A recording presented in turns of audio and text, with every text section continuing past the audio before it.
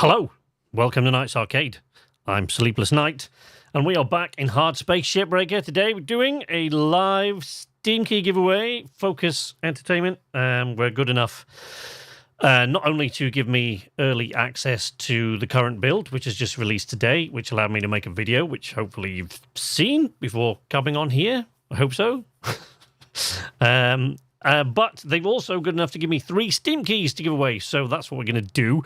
Their competition is now open and will run until 11 p.m. So in 2 hours from now, I will ask my chatbot to make the draw. If you want to enter the contest, simply type !Shipbreaker giveaway, all one word, in the chat. And also, if you want to join my Discord, which hopefully, joining my Discord is just a way that I basically confirm that it's you, confirm that you're the same person. So it's always handy to tell me in Discord who you were, because of course most people don't have the same name. I hate doing giveaways. I'm going to be perfectly honest. I hate doing giveaways, but you know, they bring new faces. Look, here we go. Iceman, hello, welcome to the chat. Who was there at the top? I saw when I came in, and that was on PKEOD. Oh, I don't even know how I would pronounce that. I'm terribly sorry. I'm not great at that. Pog has entered the giveaway and increased their tickets. Right, so yes, only 1 entry per person. I'm just going to make sure that it's working because this chatbot does not always play. Yes, we've got Iceman, Norsehawk, and Lab, or Pog, as I call him. He always seems to, whatever channel he's running, he always seems to pick letters that work out to some sort of dog abbreviation. I don't know why. He's a good friend of mine anyway. Welcome him. So yeah, we'll ask the chatbot to pick a winner when the competition closes in just under 2 hours from now. In the meantime, I'm going to start Shipbreaker all over again for, I think, about the 4th time. Steam today told me, tells me I've played this game 240 hours of Shipbreaker so far in the last 2 years. So, and there's Richard. Bless him. Right, when I do the draw of the thing, quite often I've got to watch this when I do it because there's a little thing in my chatbot that says pick winner, right? When the competition closes, it'll say pick winner, and there's a timer on it, right? Well, when I pick it, it's supposed to write that in the chat. But the last couple of times, it hasn't done that. So I've just kept going pick winner, until I've realised that it is actually telling me who the winner is in tiny little letters. It just wasn't putting it in the chat. So whether that'll work or not today, I don't know. But I will keep a close eye on to make sure that the very first person that I hit gets pulled out of that hat. So there you go. If you want to enter the competition, we've got Steam keys, three Steam keys to give away for Hardspace Shipbreaker, courtesy of Focus Entertainment. You just write !Shipbreaker giveaway in the chat there. Now, because today I'm going to be using my chatbot, which I keep forgetting to turn on, of course, my brand new keyboard has the ! key, or, you know, the 1 key, has given up the ghost for some reason. Keyboard's only about 3 weeks old. And it's not a cheap one either. So I'm not impressed. So of all the keys to go when I'm trying to do a giveaway, not great. Mordred, welcome. Pug, welcome. Norsehawk, Iceman, Corvo, and Dwight. Let's give out some norms for my regulars here. Dwight, here you go. And Corvo. Yes. And learn audio basics. Pug, as I call him. Okay. And Richie, of course. And Mordred. But welcome to all the new faces. Nicolas Blanc has entered the giveaway. Yes, increase their tickets. Yes, there you are. You're all popping up on my little screen there. So what I'm asking people to do, has anybody got the... Let me see if I can actually make it work today. Because I've had to pull an old knackered keyboard out of... Is that going to work? It doesn't work. You see, my chatbot is kind of... This is why we call him Rusty. He's kind of hit and miss. But if anybody's got the link to the Discord, it's actually, you should find it in the video description down below, but Let's see. I don't want to start Discord because Discord does not play well with my microphone, and it quite often tries to take control of it even though I have it muted, and that leads to all sorts of issues. So, anywho... yeah, you should be able to find the Discord link in the Knights Arcade channel header, but it should be linked also in the video description down below the video. Mad Bunny, welcome. Welcome all. Welcome to the Shipbreaker giveaway. I am going to start again. Now, even though we've just reset, and we're at 1.0.1, oh, there we go. Welcome, Shipbreakers. Lynx Corporation is pleased to announce that the Everwork calibration program is complete. Regeneration failures have reached an acceptable level for rollout to all divisions. Early access Shipbreakers are thanked for their many, many contributions to the program. Our pleasure. Speak to your supervisor about 1 complimentary sugar cube ration after your next regeneration. To new recruits, Lynx Salvage Division welcomes you to the Lynx family, now with the highest guarantee of safety and protection in history. Please proceed directly to your onboarding experience to begin your career odyssey now. So, it does say there that I am ranked 13, even though this game's only been out for a few hours, because Focus Entertainment were good enough to give me early access to this build so that I can make a video. And they gave me the Steam keys to give away, so they've been jolly nice to me this week. Isn't that lovely?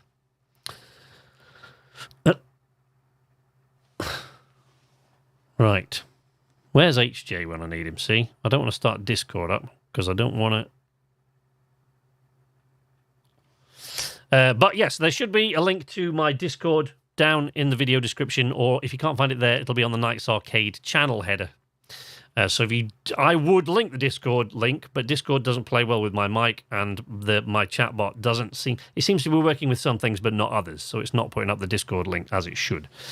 But you should be able to find the link down in the video description or on the channel header. Head across to my Discord and let us know in Discord who you are here. Because that way, I know that I'm giving the Steam key to the right person when you win. So and of course, I can use Discord chat to actually send you your Steam key. So that's why I always ask people to join Discord. So, my standard license there says that I'm ranked 13, but we're going to start again. So we're going to start... I'm going to have this one for my personal now. Try and clear off my debt finally, since we keep getting reset, of course, through early access.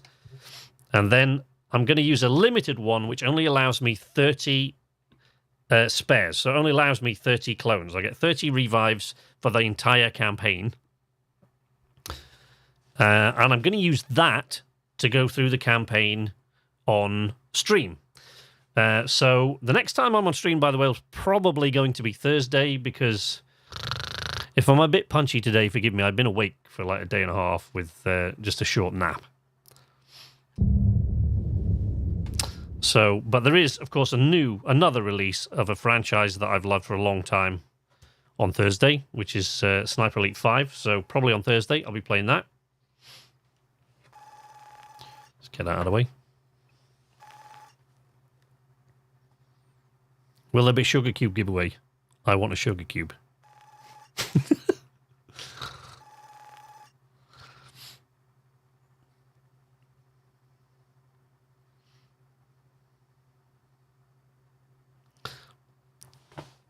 So as many of you that have played the game or seen videos of it, or my videos, or anybody else's will know, you start right here on Earth.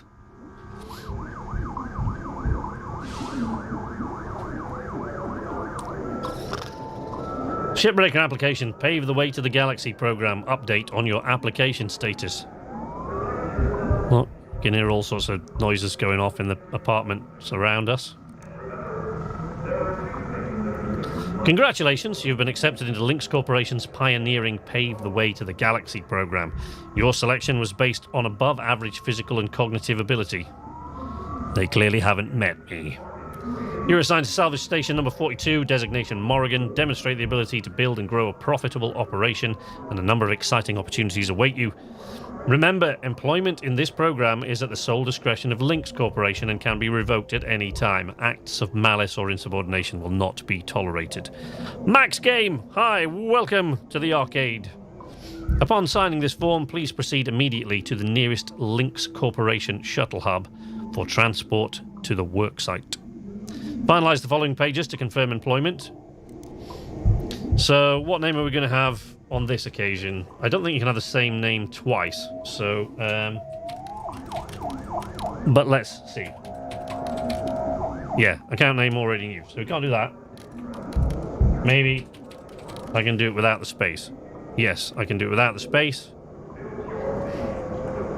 Spare fee 75,000 or... Oh, that's weird. That's like half the price that the spare fee normally is. Let's pick a grunt. There you go, that grunt will do. We don't want inverted. We always want a plastic-free meal, of course. More than we can say for most of those we get on Earth. Oh, for God's sake. Plastic-free meal. Come on. I have no criminal record in the Terran or Martian zones. A record in the Jovian frontier is acceptable. They don't mind. If you're out past Jupiter and beyond, they don't care about that, as long as you're not any closer to Earth than Mars. I am not a member of, and have never associated with, a workers' union or other labour interest. They don't like unions, don't links, or many corporations, I guess. I have completed my annual medical exam and have been cleared of having McCullough's lung. I forget his first name. I think it's David McCullough. He's the main sound designer, one of the main composers of the incredible music of Hardspace Shipbreaker. I love that they added that. I have no commercial or real estate interests on Luna, in the asteroid belt, or in the nation-state of Arizona. I will bring a positive attitude with problem-solving mindset to work every day. I understand and accept the health risks associated with long-term exposure to a Van der Waals field. Don't forget to type Shipbreaker giveaway to enter the giveaway. Correct. And also, don't forget to go and join the Discord. Join the Knights Arcade Discord. If you don't do that, I can't get in touch with you to give you your prize should you win. And when you join the Discord, let us know who you are in here so that I know you're the right person that's won and not someone that's trying to pull one over on me. I will vote for Chancellor Chun Zhang in the Pan American Senate election. Wow. I am not going to read these terms and conditions because life is too short. And I am going to skip the training because you'll forgive me, but I have been playing Shipbreaker for 2 years. I have about 240 hours in on this game, and because of the constant resets as the chapters come along, this will be about the 4th or 5th time that I've done this training. So you'll forgive me if I skip it this time. I know what I'm doing.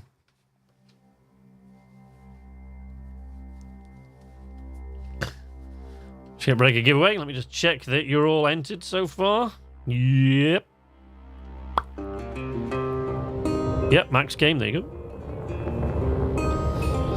I love this opening cinematic. I think it's one of the greatest. It's very short, but I think it's one of the greatest game opening cinematics ever. I think it's amazing. I love it. Each day he steps into the yard to earn his wages working hard. I pray to the stars and heaven above to return my daddy to those he loves. If there comes a time when he and death meet, bless the next cutter that takes his seat.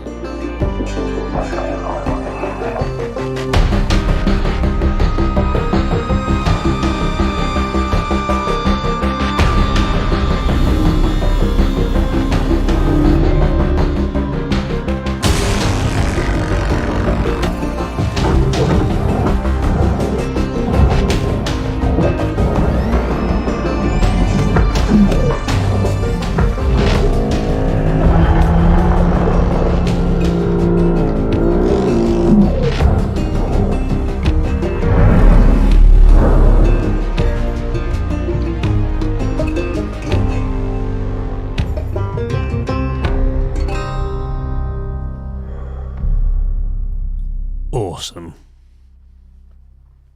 Then there'll be some stuff by the president of Link Salvage. Hello, Cutter 9346-52. Your automated Link's onboarding experience will now begin. Please observe this important message. Space. Boundless promise. Limitless resources. A brighter future. It's here where hard workers like you, the backbone of civilization, will help us pave the way to the galaxy. I'm Calicia Rye Paulson, president of Lynx Corporation's Salvage Division. When my great-great-grandfather Exeter founded Lynx, he foresaw a remarkable opportunity among the stars. His vision eventually brought us the railgates. Now spanning all the way to Jupiter, these are the veins connecting all of modern civilization. And the people flowing through them are its lifeblood. The railgates reinvigorated humanity and are key to our continued progress. You've been selected from among thousands of candidates to join the Lynx family. This is more than just a job. It's an opportunity to be part of the largest, most successful, and most pioneering company in human history. Your dream may be to forge your own destiny one day. Well, work hard, heed your superiors, believe in the Lynx vision. Do this, and you too will get your chance. Your first step is to join our EverWork program, the greatest gift we give our employees. Clones. Turning death into an ongoing opportunity for learning and growth. With Lynx, death is a fresh start. Like a Cylon. Coincidentally, considering that Weaver's new voice is Aaron Douglas, who plays Chief Tyrrell and nothing else. We're about to be cloned. Complete. To finalize onboarding, your genetic sequence will now be extracted for use with the Lynx EverWork Asset Replacement Program. Don't worry, pain levels during extraction are largely tolerable. Yeah. Please note, as outlined in Section 31 of your employment agreement, the process of genetic extraction will destroy your original body. Beginning extraction now.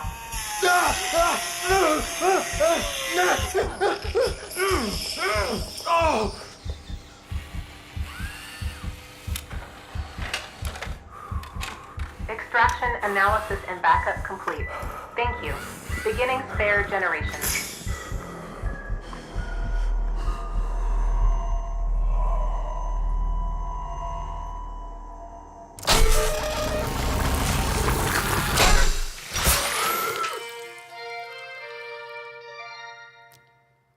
Congratulations! It is now safe to die.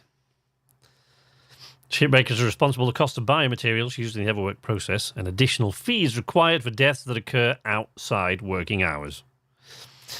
So, the sick and twisted thing is that Lynx make you pay, like, if you die whilst working for them, never mind already, well, you're about to see, already being $1.25 billion in debt, they make you pay for every time you die. So they make you pay for the clone. Not only that, but in the small print, it says that Lynx actually own the rights to your DNA now, so they can clone you as often as they like, and there's nothing you can do about it, which has led a lot of people to speculate on what happens later on in the story, possibly. I don't know, I haven't seen Act 3 anymore. I've seen Act 1 and 2 now, twice, but I've seen Act 2 twice and Act 1 3 times now, but I haven't seen Act 3 yet. So that'll be as new to me as it is to you, but we certainly aren't going to get there today. But yeah, it's led some people to speculate, like, how do I know that they haven't got loads of me out there working at different stations? A good point. There we go. This is what you owe Lynx when you start.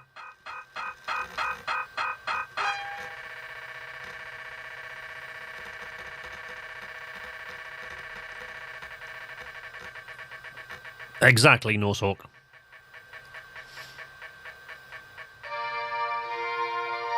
No, $1.25 billion in debt. David Bean is in here quoting your lyrics, honey.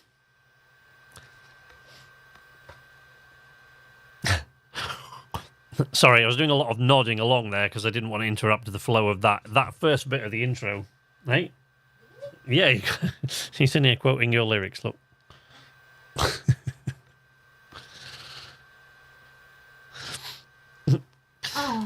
Yes, for those of you who don't know, well, I always start by saying we won the lyrics competition, but we didn't win the lyrics competition. My wife wrote the lyrics.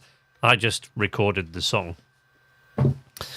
Yeah, I love that intro movie. I've watched it actually several times when not playing the game. I've just watched the movie because I just love that short intro movie. I think it's great. Tom Cruise and Oblivion in clones in different areas, yeah. The music in this game is way too good, yeah. Yeah, I've listened to the soundtrack a lot. Yeah, yeah, my wife there won the lyrics competition that they held. She wrote a song called One Day Longer. I always say we won it. We didn't. She won it. I just recorded it. I just sang it, so. Hello, Shipbreaker. Please enjoy this inspirational message. The last 10% of a job takes as much energy as the first 90%, which is why it's so important to always give 110%. Heavily inspired by Firefly, I think, the music to this.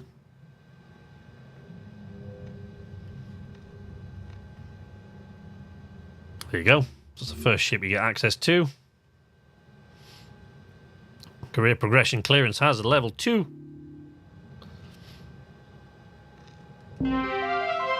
I dubbed the Shipbreaker. Complete the tutorial, which of course I haven't, but I've done it often enough. I know what I'm doing now. Sir, welcome aboard. The name's Weaver. No, it's not. You're an imposter. Myself and a couple of other shipbreakers in this region. And welcome to your new home. There's everything you need.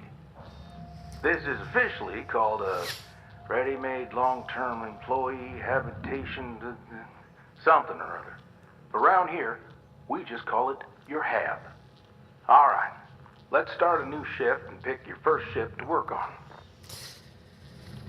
Of course, if you're new to Shipbreaker,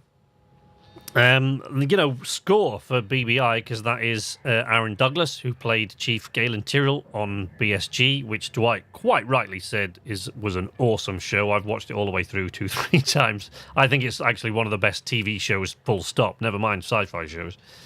But Weaver is one of only 2 voices that have been there right since the first day of early access. So for 2 years, I've listened to Weaver, and I loved his voice before. So as much as I like Aaron Douglas, I will miss original Weaver.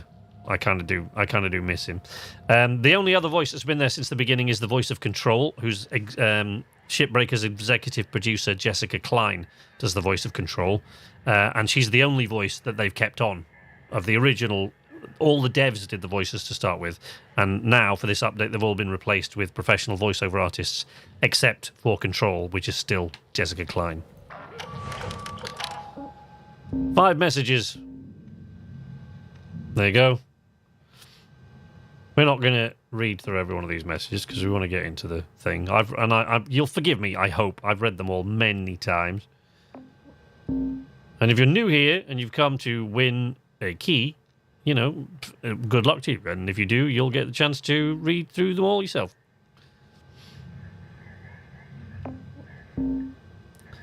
Link's kiosk. Yes, I know what the Link's kiosk is.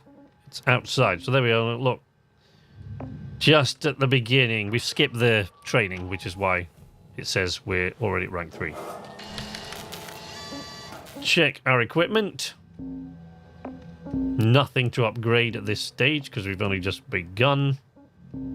But they've tweaked everything to the point where it's like upgrades occur really, really quickly. Let's put our first sticker on. Safety 3rd. There we go. Sticky. Have we lost the sound already from the game? We have, haven't we? Yeah, we've lost the sound already, haven't we, from the game, for God's sake. Already with that? Okay, let's give it a shot here. Yeah, I was afraid this was going to happen. Monitor off. And then monitor and output again. Oh, for God's sake. What a pain in the ass. Hang on, because I've lost the sound now for the... You have the game sound, so it's just me that doesn't. Okay. So if it's just me that doesn't, that means I should be able to fix it by going into the mixer. Forgive me, folks. I've been away from streaming for quite a long time, and since I came back, I've started having this weird... oh, that's weird.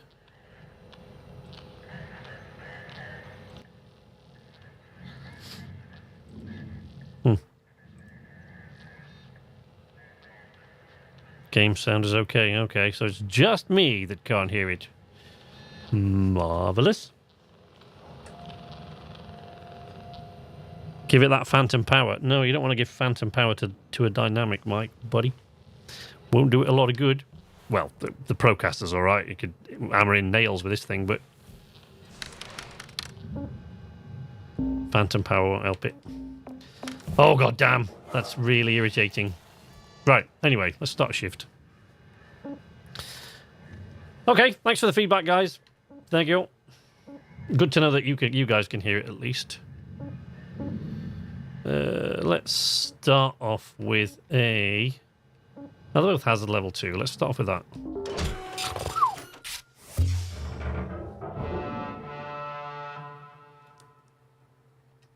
Boosh. Oh, man. So here's the kiosk. It's all yours, Cutter. Oh, God, see? I can't hear anything Weaver is saying. Goes in the processor. Aluminum goes in the furnace. Try to salvage the entire... Got everything we need there. We call it using the whole buffalo. You'll hit your... Welcome to the Vendertron 9000. Knocking out that debt of yours. Okay. Your primary goal is to get... Okie dokie. Whoop. Out there, Cutter. Oh, man. I forget how shit your brakes are when you first start. Oh, of course, I've got no charge push. See, I've been playing it today and like... No charge push. Really irritating. Come on. Pull that off. Whee! Salvage deposited. Applying credit to... Oh, wow, this is really disorienting without sound. Especially since all I can hear is me, which is really upsetting. If all you could hear was me, all day, would it piss you off? Richard's probably the best qualified person in the chat to answer that.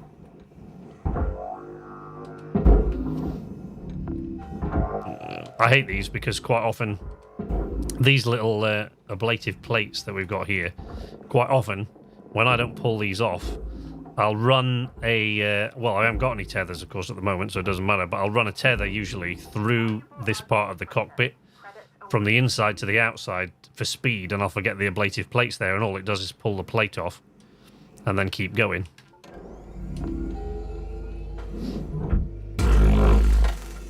Oh. Ugh. No tethers. No tethers! I hate not having tethers.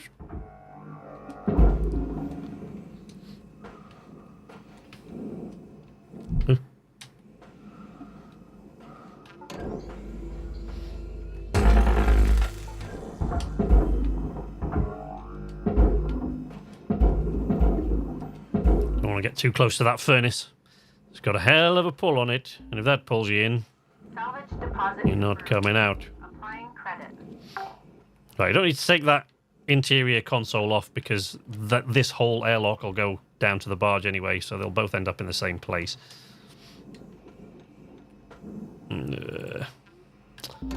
Let's get rid of that window. Credits deposited. Trying not to cut through the seat. When you've got tethers, this is all quite a lot quicker as well, because what I tend to do is tether all the stuff together in here. Yep. Oopsie daisy.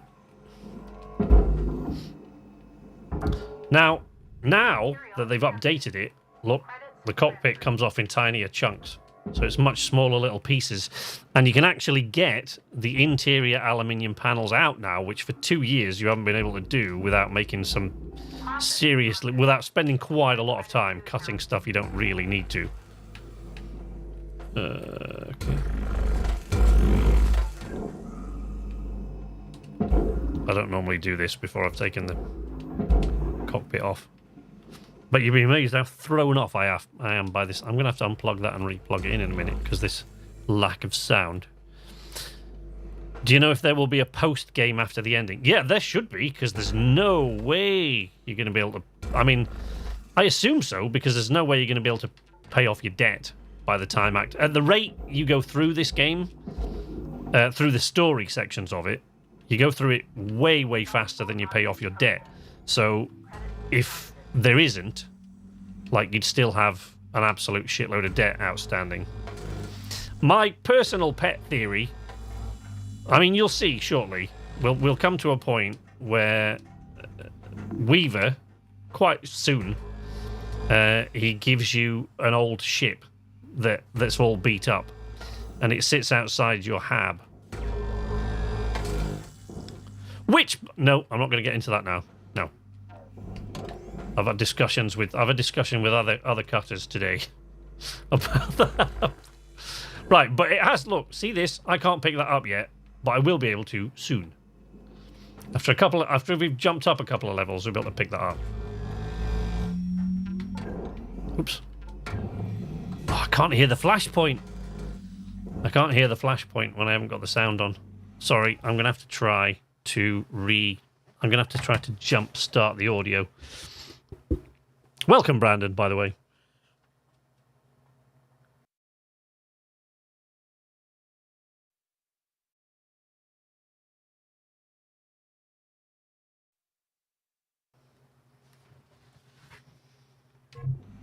Okay, now I've got audio. Have you guys still got audio? You should have, but now I've got mine back, so... I don't want to keep doing that. In fact, my good friend Pug in the chat there, I am probably going to have to get in touch. We're probably going to have a chat soon, dude. I need you to head back to the kiosk on the starting platform to fill up your O2 stat. Mad. Whenever I restart the game... Kiosk on the starting platform to fill up your O2. I'm going. Blue ain't your color. Trust me on this one. We were out. Whoosh.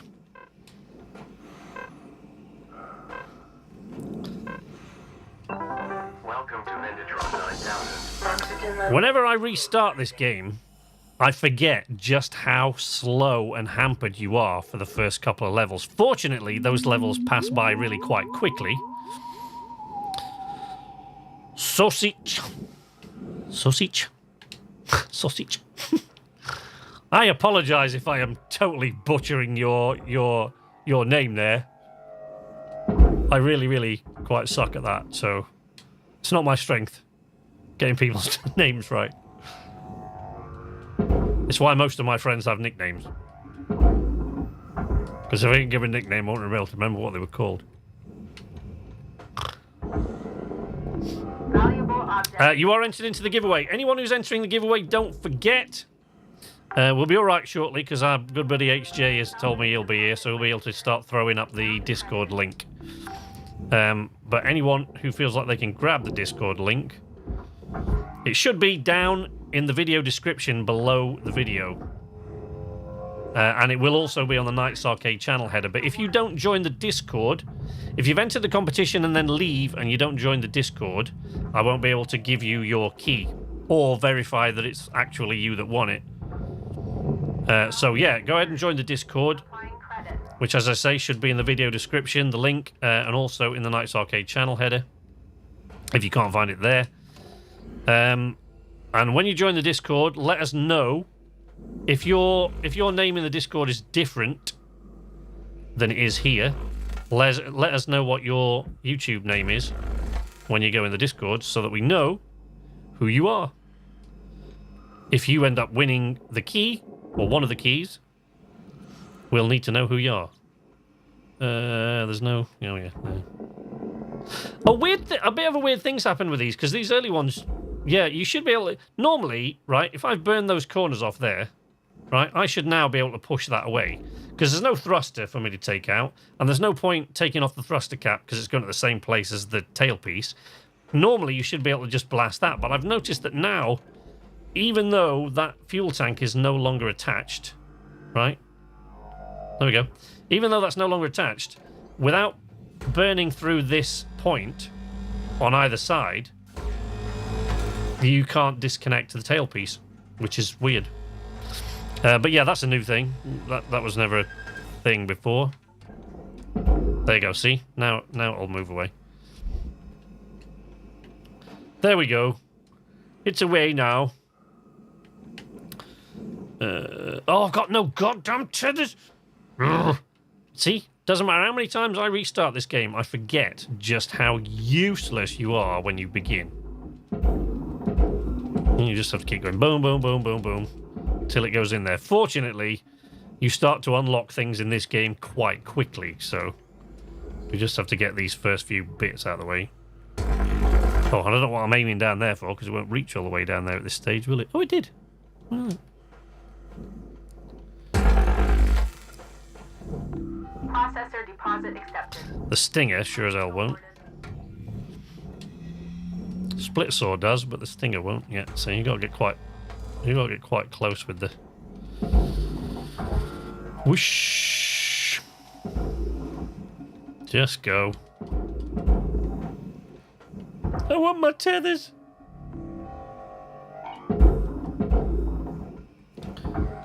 Gonna have to shoot pixelated enemies. Have a good stream. Good luck to all entering the giveaway. Joodles. All right, buddy. Talk to you later. Oh, crap. Talk to you later, my friend. I might actually talk to you later tonight if you're on. Holy balls. Who normed? Somebody normed. Dwight normed. Oh, Finn! Hey! How you doing, buddy? How's Finn? How are you? Yes, deservedly normed, I would say.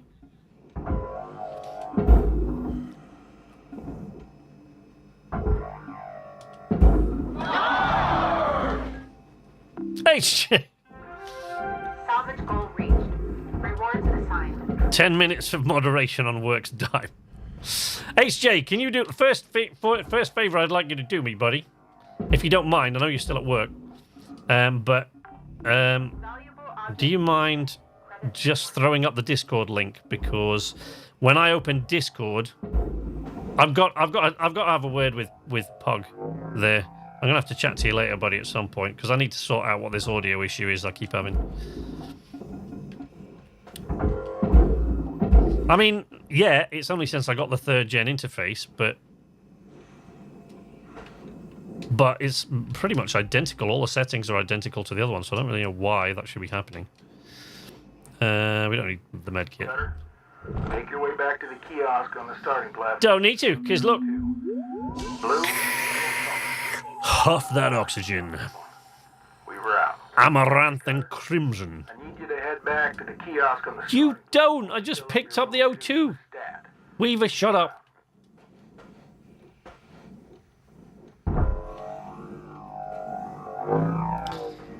One of the things they've done to the physics, where they've tweaked all the physics, these fuel canisters now, when they're full, are really heavy. You used to be able to just throw them around. Oh, but that was one of the problems, of course. You could just chuck them out. Will do, Pug. Yeah, I don't want to hook up Discord because Discord doesn't play nice with my audio, and I'm already having problems with it. So if you don't mind...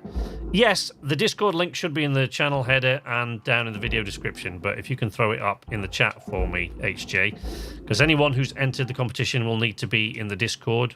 Otherwise, you can't receive your prize. If you win. Have another hour and 20 minutes remaining of the competition. Oh, for God's sake. So, Additional rewards assigned. HJ and I were talking to someone in the YouTube comments earlier on. And I've said this here, to my regulars will know this, as I've said it many times. But I used to play in the weekly race on Shipbreaker. Salvage what they call the weekly race, the Rapid Acquisition Competence Exercise, which is where, if you're not familiar with the game, which is where you've got to... Oh, god damn. It's like... I feel like when you start out, you feel like you're missing an arm again. Without your tethers and without your charged push and with really, really crappy range on your split saw and your stinger. Yeah, so the race, the weekly race, is basically where everybody gets... Every week, everybody gets the same ship. It's the competitive element of Shipbreaker. And every week, everybody gets the same ship. Exactly the same ship and the same amount of time to cut it. And the object is to pull as much value as you can off the ship, to salvage as much value from the ship in the shortest time possible, because the quicker you do it, the more you get multipliers. And, you know, they have a leaderboard. Now, I used to be reasonably good at the race, but then they added demo charges, and I can't really... Wrap it up. You got about a minute left. I have real problems with my joints. I have had since I was a teenager, particularly my wrists and my fingers. So for that reason, I use... Don't forget these. Look, these used to be worth like 45 grand. The airlock consoles. Now they're worth over 125,000 credits. Boom! Look at that. 125,125 credits. Whoosh. Oh my god, let's throw these bottles in for the sticker. You get stickers for doing these. Just silly little bragging rights that they've really dumbed down with this update. You used to have to get 100 of those bottles salvaged to get the sticker. Now we only need 15. But yeah, they added... Because I use a controller and find it really uncomfortable to use the keyboard with my left hand. Boom.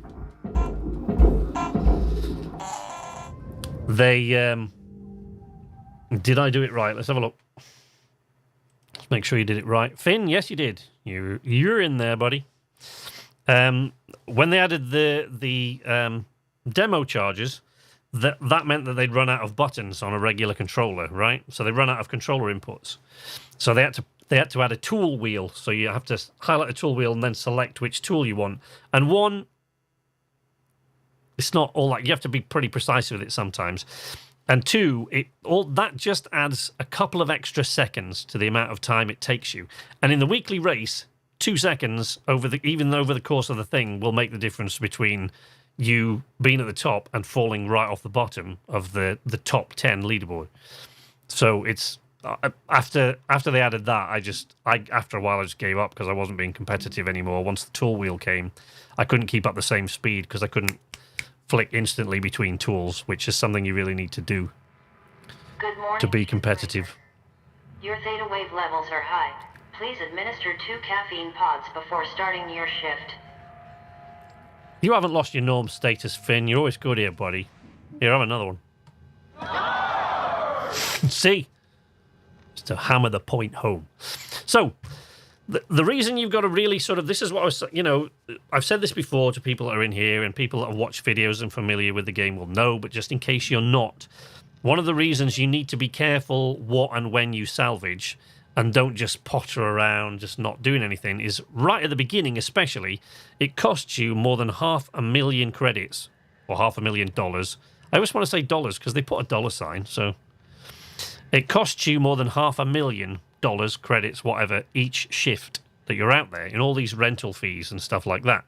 So if you don't clear that, then, you know, you end up sinking further back into debt. Now, it's easier to clear that now than it used to be, because with this update, they've roughly tripled the amount that virtually everything is worth that you salvage. So it used to be worth about 1/3 of the amount that it is now, thereabouts. Like ships, that little mackerels like that one were worth at most of like 3.5 million.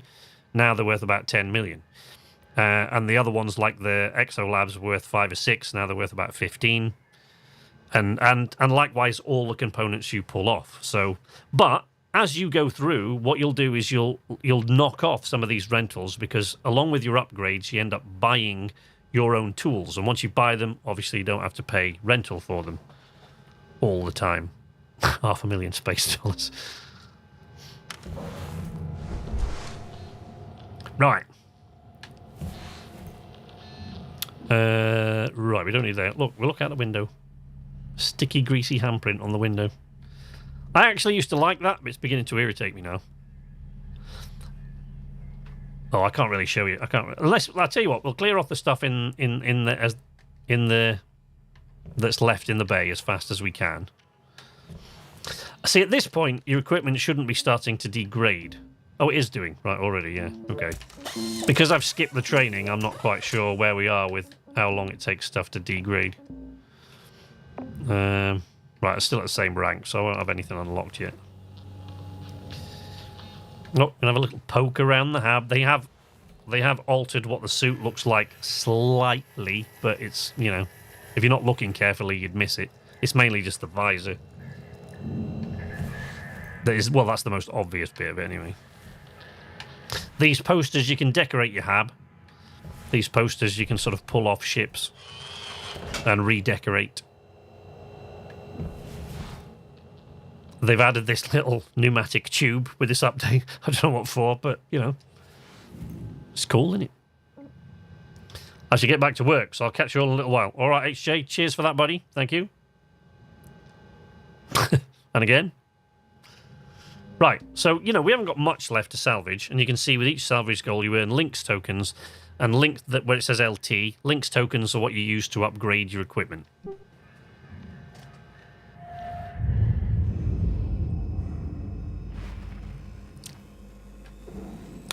So, I don't think we'll run out of fuel on this run. See? Look, my grapple isn't even long enough to reach there. There we go. And pull me in faster. Always the quickest way to reach a ship. Don't rely on your thrusters. Grapple and reel in the grapple. It's way, way faster. It's a much faster way to travel. Stuck on there at a weird angle.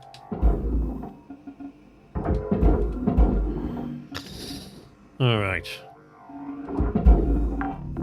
Processing object. Applying credits to account. So as I've said now several times, if you're not too familiar with the game, the speed with which you move and salvage things right at the beginning is impossibly slow. But that changes quite quickly. Credit to account. Let's get that bottle for my sticker. Need them stickers. Gotta have them stickers, ain't we? Suit patch kit, I don't need, but I need to salvage this, so might as well rip them off. That's an aluminium panel. No. Oh, no, it's a titanium one. Oh, that's weird.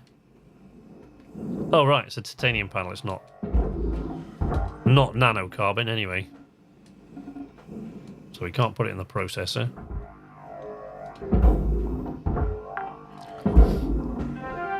Salvage deposit secured. Credits awarded.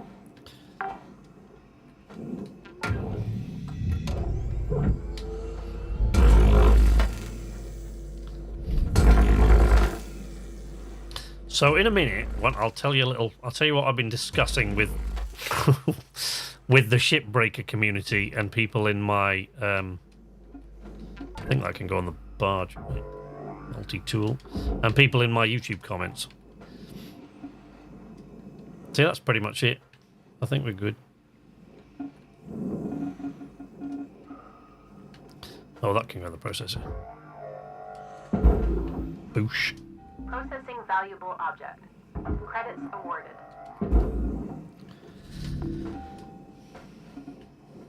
Right.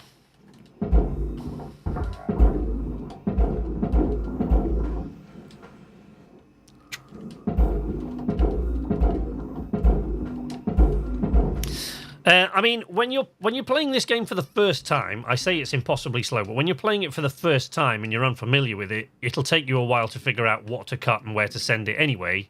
Oh, see, I'm still trying to... Look at that. See that motion? Click. I'm trying to attach tethers and I haven't got any. You just get used to it.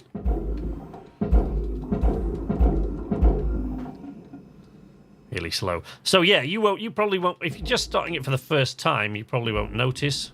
Deposit accepted. I could make this move a little bit faster if I cut it in half, but it's fine. You probably won't notice because you're still learning the ropes, so the speed of it won't. But when you get to the point where you know you could cut one of these mackerels down in your sleep, and you'll get there really fast. Even if you've never played it before, you'll get there in no time at all.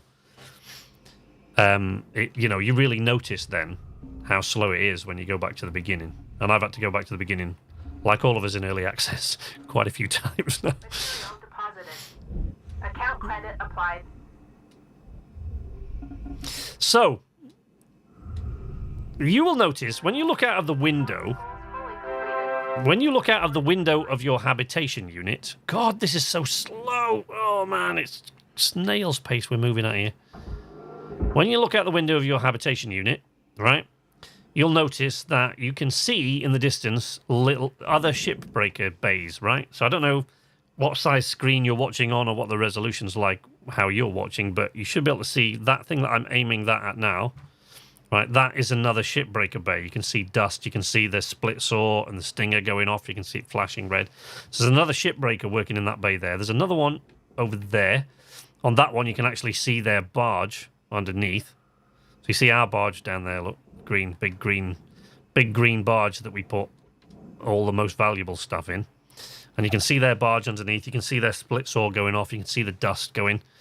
One of the best sort of ambient things, there's another bay there, look, with another Shipbreaker working away in there, right? And one of the greatest sort of ambient things about this that just happens is that conveyor belt running up there is where all the stuff goes that you have salvaged. So over time, the stuff you salvage, it runs up the conveyor, right, up to there. And sporadically, just every now and again, the Polaris Super Freighter, which is a huge ship, will pull in to there, and you'll know because everything in the bay will go dark because it just blocks out the sun. Can be reduced through good breathing practice. So everything in the bay will go dark, and you'll hear it. And after a while, you can kind of.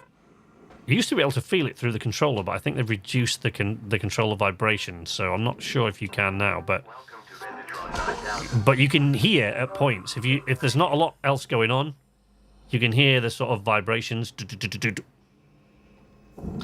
going to turn the music back on actually because I turned it off because I've been capturing footage.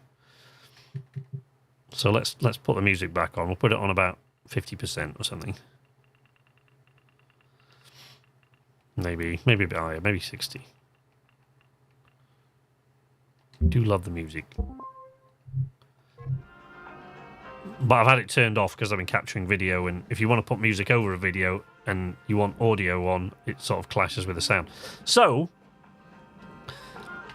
you can see all these other bays, or at least one of the others, from your hab, right? And there's one that's way down in the corner. When you look out the window of the hab, I'll show you in a minute, there's one that's way down in the corner, right? Normally, you wouldn't waste time like this, but the thing is, this shift, whether I go in now or in another 8 minutes, is going to cost me exactly the same. And I've salvaged all the parts of the ship that I can. So I'm not, sticking out here for the next 8 minutes isn't going to bother me. But ordinarily, you wouldn't waste that much time. So there's the Shipbreaker bay. There's another one. There's another one behind us. That's the rail gate. So that's like, if you're a Mass Effect fan, that's like the mass relay. It's the way that they travel at high speed between like Earth and Mars. That's the Mars railgate, Martian railgate. So you can see these things, right? And when like I said, when the Solaris comes, everything goes dark because it blocks out the sun, and you can feel it going. Everything starts to sort of shudder and shake it as it comes to pick up all this stuff.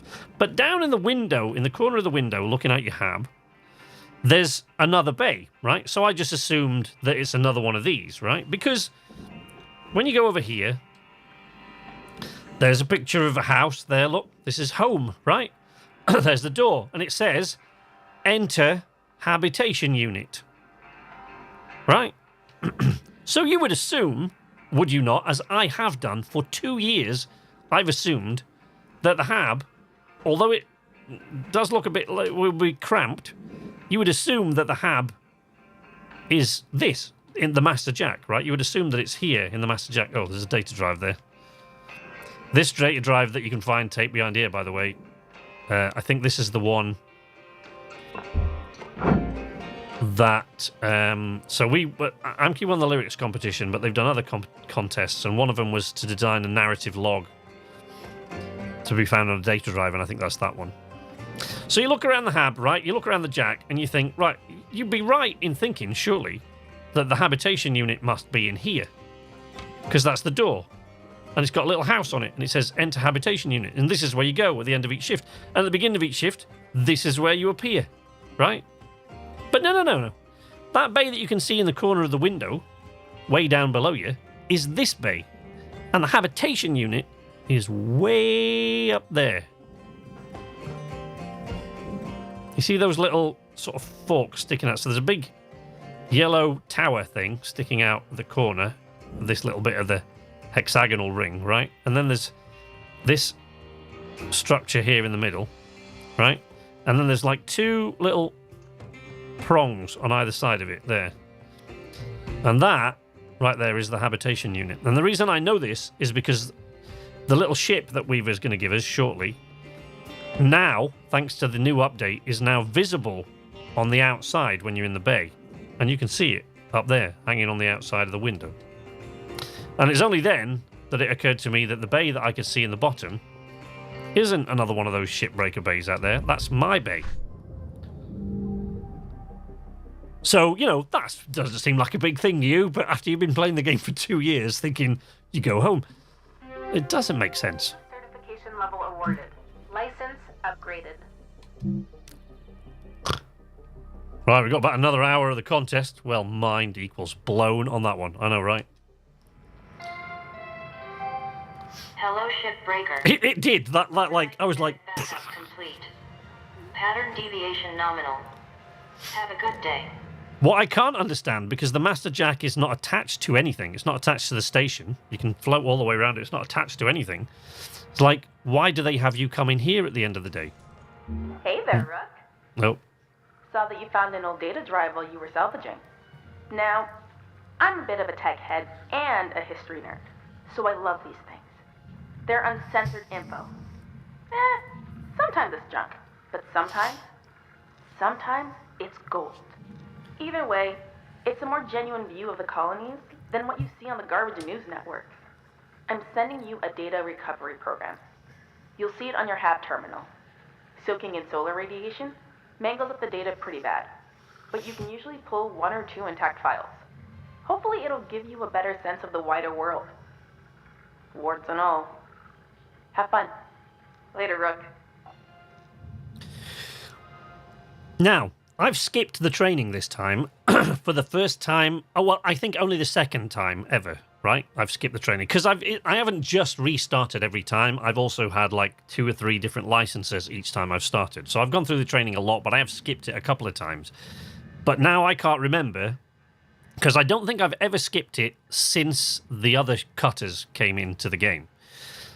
But I think that's a bit of a continuity error because I don't think we've been introduced. I skipped the training, so maybe it happened in the training and I just forgot. But I don't think we've been introduced to Lou yet. Anyway, there we go. Klein Company, that's another thing that's named after one of the devs. So when you hear the voice of control, right, that's the voice that wakes you up every morning, the HAB. And you'll hear it occasionally in the bay. That's Jessica Klein, who's the executive producer of Shipbreaker. So, and I love it when they put things like that in the game. So we've unlocked the Exo Lab now. So now we can cut down one of those. Could that door in the jack be giving access to some sort of shuttle or elevator? I had this conversation earlier. Yeah. I think Brandon's right. What he says, I think the jack was going to be, was the HAB, but it was later changed. I think he's right. See, what I was talking about with the fees there, look. There was much less to salvage this time. There's not a lot to salvage there, so we barely broke even, really, that time. Well, you know, we did, but... Yeah, so I was talking to someone in the YouTube comments, because I mentioned it in the video that I put out today about Shipbreaker, and I mentioned that I just found this out. And for 2 years, I'd thought that we were going inside the HAB, because that's where we... Going inside the jack, because that was also the HAB, and that's where we lived, right? So when I looked in the patch notes, because they sent me the patch notes, I think yesterday. I've had the game for like 3-4 days, but they sent me the patch notes only last night, which is why I was up all night last night working on the video, because I had to wait till I got the patch notes through. And it says in the patch notes that that your little armadillo ship is now visible from the bay. So of course I went behind the hab because it looks like that's where it is, and I went, where? I can't see it. And it was only when looking around all over the place that I saw little tiny armadillo ship clinging to the hab up there at the top, and that just blew my... It's like, what? 2 years of thinking this was my house. But the thing is, if that's the case, and if it's some sort of shuttle, links are all about saving money and efficiency, right? So, consider this. If there is our bay, right? Way down there, that's our bay. So if that's a little shuttle of some sort, or an elevator that brings you up here, firstly, isn't that extraordinarily inefficient? And secondly, what's it doing back down there? I can still see it. Why would you have it shuttle up to here and then go back again? Surely that's a waste of fuel, a waste of time, and an obstruction when they're trying to tow new ships to Salvage into the bay. That just doesn't seem very links to me. And, it's a fair explanation, but I don't buy it somehow. I also thought maybe, another thought I had was like, maybe, what if, it doesn't seem to be the case from looking at this, does it? You can see that it's not moving, but I thought, what if somehow the ring turns independently of the bay, right? So the ring turns independently of the bay, and the hab is attached to the ring, and when you're not working, they keep it turning to generate some sort of microgravity so that their cutters don't just waste away to nothingness in 0G, right? In which case, the thing could rotate around and connect to that little door, that hatch that you can see in the top, right? But firstly, they're hexagonal. I don't know if that really worked. Secondly, it doesn't line up right. I don't know. But anyway, someone else is using your bay while you sleep. That could be it. But, I don't know, maybe. Could be it. Maybe you've hit a point there, Dwight. Maybe it's a story thing.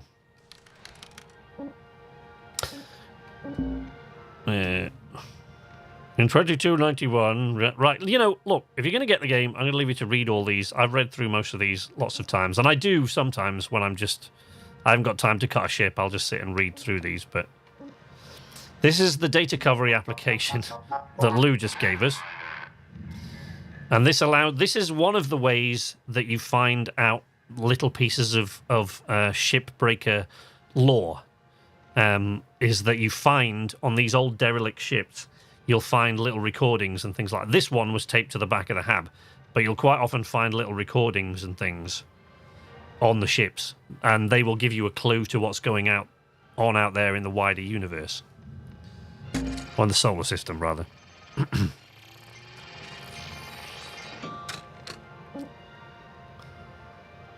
For Dad. Hey, Dad. I remembered something today. Way back when I was small, before you left the surface, you'd take me with you to the scrapyards. I hated it, and all I ever did was watch you pick through the piles of stuff that I thought was just junk. I couldn't have helped even if I'd tried, but you insisted on bringing me anyway. I think I get why now. Picking these ships apart up here, it's lonely work. I wonder how Mom's doing. Trent. Links Cutter 67642. Not saying you're wrong, but it would take some explanation. You'd notice things that moved around, yeah? Yeah, well, let's see what... So this is the first one, because I haven't come across one in a ship yet, right? But you'll find these stashed throughout ships with all sorts of things on it, from artificial intelligent machines that are referred to as machine gods, to notes home from wives and kids and what have you, to stuff about a latest crew member that nobody likes. There's all sorts of things you'll find out about the wider universe, about the wider solar system, rather. But this one It's particularly short because I remember. I think you had to. I think it was like 120 words or something like that. You had to keep it under. But there was a just like Amki had won the lyrics competition. There was a narrative log contest, and this was the winner of that. And I'm afraid I can't remember the name of the person. So in here, there's a new sticker as well, which has been added. Right. So here, I don't know if it. Oh, there it is. Right. So there. Complete contract objectives. Right. And it says achievement undocked. So you got to. So that there, that's a picture of the armadillo rig that you will very shortly get from, like, you know. And the objective is to repair it. And my personal theory is that a Shipbreaker sequel, any Shipbreaker sequel, which they have hinted that they're planning to make one if this all goes well. My personal theory is that any Shipbreaker sequel will be out there in space, not here attached to a bay, but taking your little ship or whatever you might have upgraded to then, or maybe you're somebody else entirely, a different clone or whatever, and you've taken it out and you're going into business shipbreaking for yourself. But in that one, you go out to the ships and cut them in situ because they're like too big to be brought back, or for whatever reason, taking smaller jobs and trying to make your own money instead of paying off a debt. That's what I think a Shipbreaker sequel will be. And I think that's where this story is ultimately going to lead to when you've repaired that. But the other thing that bothers me is, why do you need two? It says achievement undocked, right? So you assume, well, we finished repairing that and we leave. Why do you need two? That's kind of weird. So something story related in there. Oops, I need to upgrade my equipment. I think, anyway. I've got all sorts of crazy ass theories. Bongo! How you doing, buddy? Bloody hell, it's been a while. I deleted my Twitter, and now I'm a lot happier. I hope the move went well. Moves. No, yes, move. So far, we've just moved once, and I've only just come back on, like, last week. I think I came back to streaming after almost 3 months, I think, something like that. But yes, we are going to be moving again soon because we're trying to buy a house, or we're in the process of buying one, if all goes well, but it might all fall through, of course. So, let's start another shift. Thunder Dodger. Electrical system.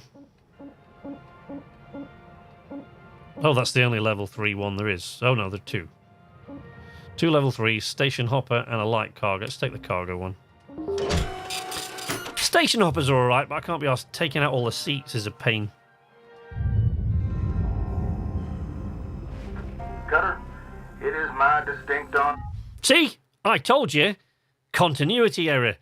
Lou was talking to you there as if she already knew you, but you're only just about to be introduced to them. And privilege to introduce you to the rest of the crew in our sector. Sound off, everyone. Hey, Rook. Name's Liz. I was the worm until you showed up, so thank you. Now I get to do the hazing. What are you talking about? We don't do that. Welcome aboard. Don't listen to her. I'm Dee Dee. Kai. Kai, your mic's still messed up. Oh, for God's sake. Going at a barn door with a shovel. Better. Oh, hey, I'm Kaido. Kai. Mic's still busted, huh? Oh, yeah, still waiting on the rec to get. Heaven forbid they get a functional ear. I'm sure they're working on it as fast as they can. Cutter, I added you to the sector comms channel. It can get lonely out here. Helps to check in with each other from time to time. All right, enough chin wagging. Let's get back to it. Weaver out. Goodbye. Miss Sotisre? I don't know. Thanks for the sub. Sorry if I butchered your name there. My apologies. I tend to do that. Actually, streamers in general tend to do that, don't they? Salvage deposit registered. So, we still haven't got our goddamn tethers. I should have looked at the upgrades, actually, before I came out here. Oh, bunny! Take the bunny. Squeak. So that's one of your Steam achievements, is to pick up that bunny, by the way. Oh, I don't want to do that.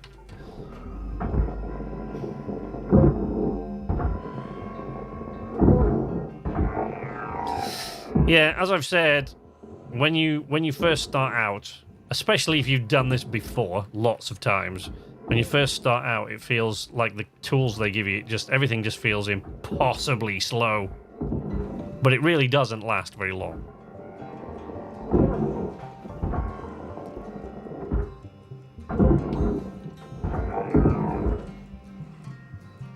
She's pretending she hasn't communicated to you yet. That's what it is. Keeping it on the down low. There we go. Right. Sorry, you see me doing that. There is a reason.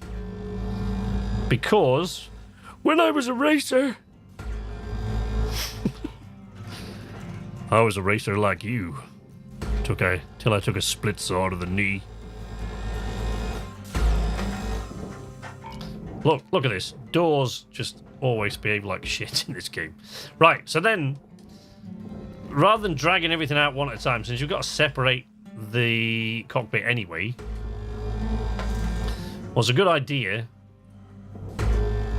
is to separate this. Yeah, I started doing this when I was racing. When I was doing the race. No, that's not a good idea. And then when I go outside, which I'm going to in a minute. So the split saw is always quicker, but see? But you've got to be careful what it is you're cutting against. There you go. See? If you're just not being precise enough with the split saw, look, I've melted that and set fire to that. So I'm just not being careful enough. So as I've said before, the split saw is a lot faster. You've got to be really fast. And precise, rather. You've got to be really precise, not really fast. More haste, less speed, as my teachers used to say to me. Which I never really understood. I thought was a stupid expression. It took me years to work out the logic of the expression. Because surely aren't they the same thing? Oops. And now we're on fire. Nobody panic. Nobody panic. There's a med kit. We're good. There we go, see? See, we're good. Like the tool repair kit. Let's get out through the roof. Get out while you still can. Oh, let's collect that fuel, Warrior. Because not only will it refuel me, but it's fewer things in here to explode. Oh, the flames have died down now. Run out of fuel, I guess. These lights, I never used to bother taking off. I usually take the one off in there because it's another thing to obstruct stuff as it comes getting dragged out. But things are worth, like I said, roughly about 3 times as much now as they have been for a long time. So then now, if you go out here and you attach, that's taking a bit of a nosedive. Oh, if you attach a tether, is what I was going to say. Of course, I haven't got any fucking tethers. So I'm so used to having tethers Valuable object accepted for processing. that I planned out that cockpit as though I had tethers, and I don't. Of course, you can just blast it away, but it's not as precise. And sometimes you get a bit of a wobble. So we just blast that away a bit. Boosh, boosh, boosh, boosh. No, we can't.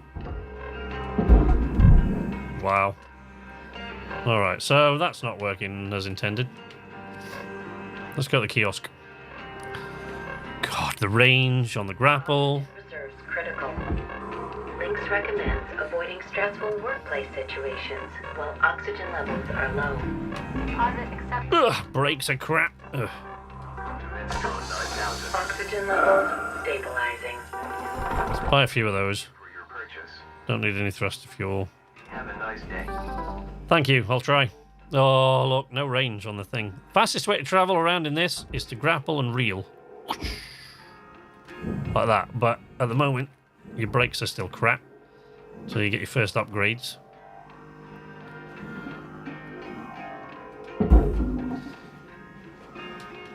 Yeah, so I planned that cut out as though I had tethers, and I haven't, so never mind. So we're going to pull all these out one by one anyway. But the point is, when you have tethers, you loosen all the stuff in there, because as you get higher up, there's more and more crap there in the cockpit. And rather than taking it out one at a time like I'm doing now, just tether it all together and it'll loosen itself. Salvage deposit. Then you can wander off and do something else. And then the next time you're out the front, what you do is you put a tether from there to the hab. Salvage goal cleared. And that'll pull the cockpit. And because you've cleared all that space and loosened all that stuff will stay where it is. Cockpit comes away, and then when you go over the top, you can just go boom, boom, boom, boom, boom, and blast it all down to the barge. And it doesn't sound faster. It sounds complex, but trust me, as we learned in the race, it is much quicker. Salvage secured. Credits deposited. But it's quicker when you've got tethers, which I don't have. Oosh. So the split saw is always faster. The stinger is for precision. Credit applied. The split saw for speed. But because the split saw makes a widening cut, you have to be... Oh, great. Because the split saw makes a widening cut, you have to watch what you're doing. See, like there's a fuel canister there. You don't want to do that. So you change the angle of the split saw. And do that. Here, you're going to need your stinger. Because otherwise... I mean, you don't need it, because it doesn't really matter. You cut into the aluminium bulkheads there, and it doesn't make that much difference. But I don't like the mess that it makes. No, see? Yeah, since the upgrade, you've got to burn off these... well, firstly, disconnect the canister. And then you've got to burn off that pipe junction there.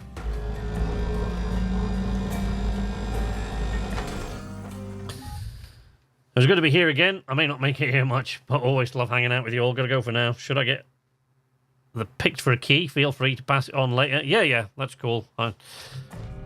We know Pug. He's a good friend of mine, so... Will do, buddy. I'll hit you up later about that audio issue if it persists.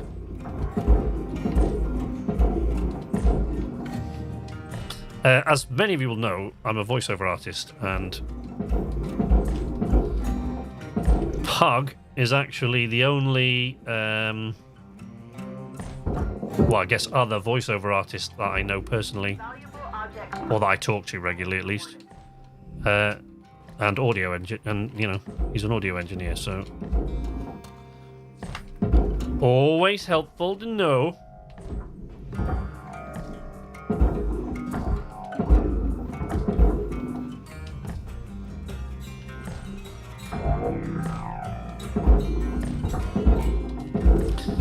Oh man,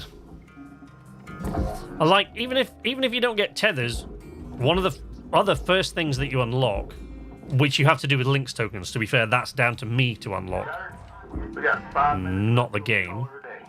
We were out. Tethers, you basically have to wait until they want to give you tethers, or do you? Maybe it's just an unlock I can purchase. Because I skipped the training, you see. I shouldn't have done that. But it just takes too long, so I didn't want to bother going through it again for like the 15th time. But since I don't think I've skipped the training for a while, I'm not really sure anymore what you miss if you don't. Whoops.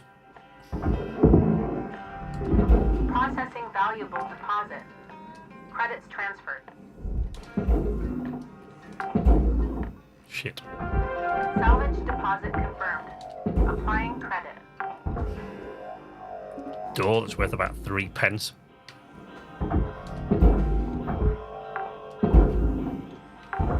Salvage registered. Transferring credits. Oh shit.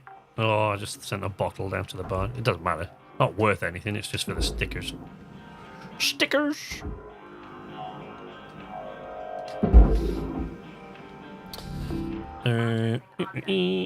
Applying credits to account. Come with me, bottle. Yeah, so if you don't have the tethers, at the very least, what you really want to unlock as soon as you can is the charged push on your grapple. Warning. Hello. Oxygen reserves. It doesn't matter because I look what I just found. Oxygen levels stabilizing. That's right, baby. Oxygen levels stabilizing indeed.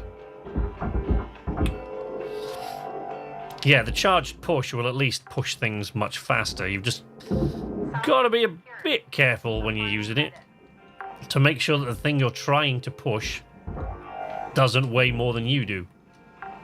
Or, you know, doesn't weigh more than you and all your gear with a grapple and so on. Applying credit to account. You can tell. There's a little indicator I'll show you when we get the charged push. You'll see. But most of the time, me being me, I pay no attention to that. I just use it by experience and go, oh, that should be okay. I'll just blast that thing. And sometimes I just kind of get a bit careless. Valuable objects. Credits awarded. Sorry, I just realised I was about to blast that into the processor, but I want the glass. Yep. Good. Yeah, if you're not careful, when you try to push something that's, oops. Where is that still attached? It isn't. There we go. You try to push whatever it is. If you try to push something that's way too heavy, Raw material possible. you know, physics being what physics is, where does all that energy go? If it will not push the object, what does it push? Well, it pushes you in the opposite direction. And I have ended up in one of these furnaces a couple of times by doing that, I must confess. I've lost a couple of my spares over the years. Yeah, years, literally, yeah. 2 years. Over the last 2 years, I've lost a few of my... It's cost me a couple of spares to Salvage. to do that. Credits. I've pushed myself into the becking furnace while not concentrating. Whoosh. I mean, you can do that, but it does sometimes cut into the... You don't watch your angle. It does sometimes cut into one of these little stays of the thing. 1 minute left. And of course, if you miss, Commissar you don't hit that fuel tank at the other end. If you get stuck in gaps, by the way, you can always... Sometimes, if you can't just float through a gap, what you can do is kind of Spider-Man through it like that. See? Doosh. Pull yourself through. Oh, for God's sake. See? Before they added the tool wheel, that was just a simple click of a button. I was probably pushing my luck a bit there. Move that out of the way. Go to the stinger. Stay where you are, fuel canister. Don't do it. Yeah, if we accidentally ignite that thing, we're in trouble. What now? Oh, what is holding it there now? Never mind, we're going in.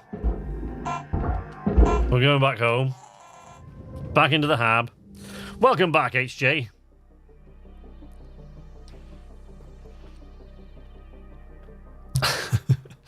We've got about 35 minutes left of the contest. If you want to enter it and you haven't yet, put in the command Shipbreaker giveaway, all one word with an exclamation point, of course, into the chat. And make sure that if you have entered the contest, you join the Discord, the link for which my good friend HJ, I'm sure, will oblige me by putting back in the chat. If you can't find it, it should be down below in the video description, and also in the Nights Arcade, on the Nights Arcade channel header.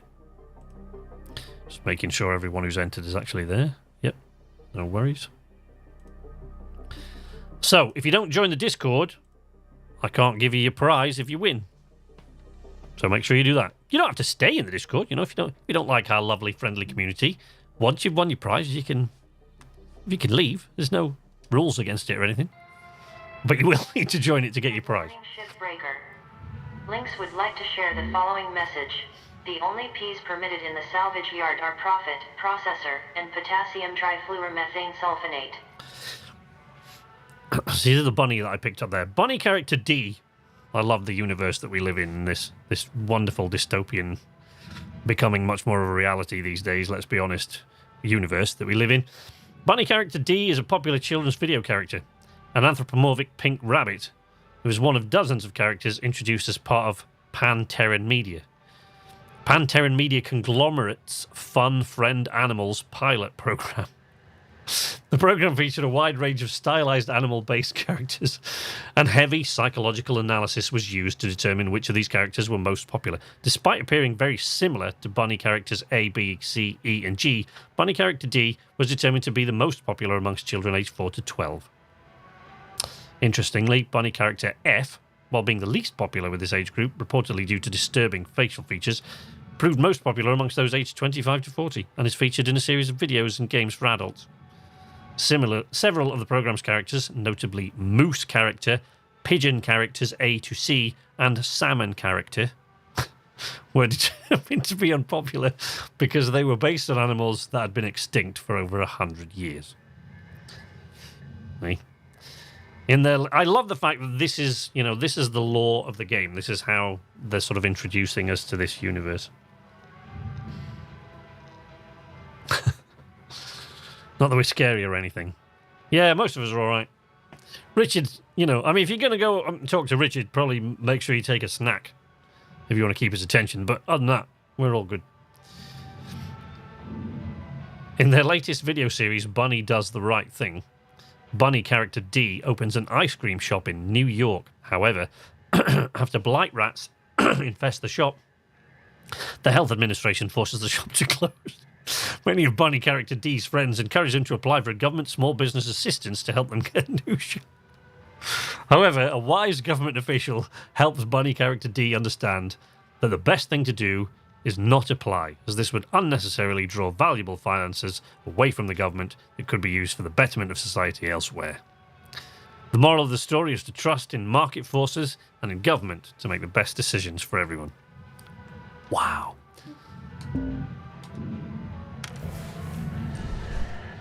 It would be funny if it wasn't true. Right, so there's Bunny character D. There we go. Don't think we got anything there. Right, let's go into the equipment. Let's look for the gear. Let's look what we got.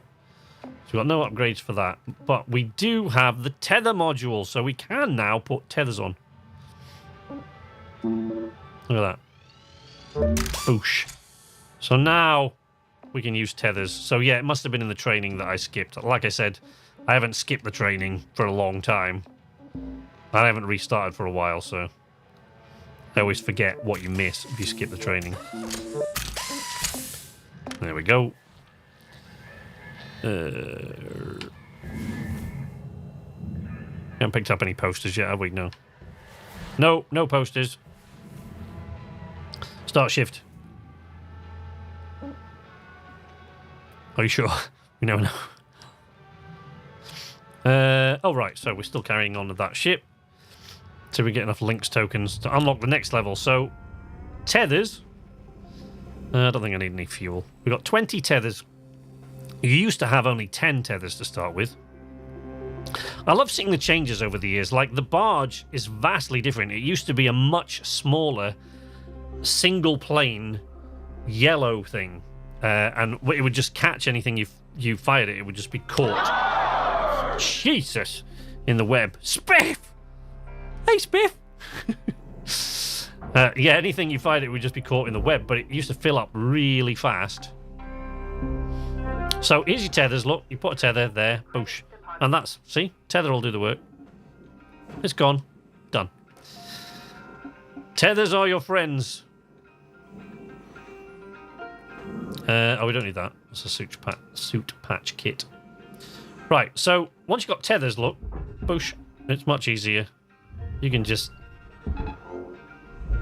There you go.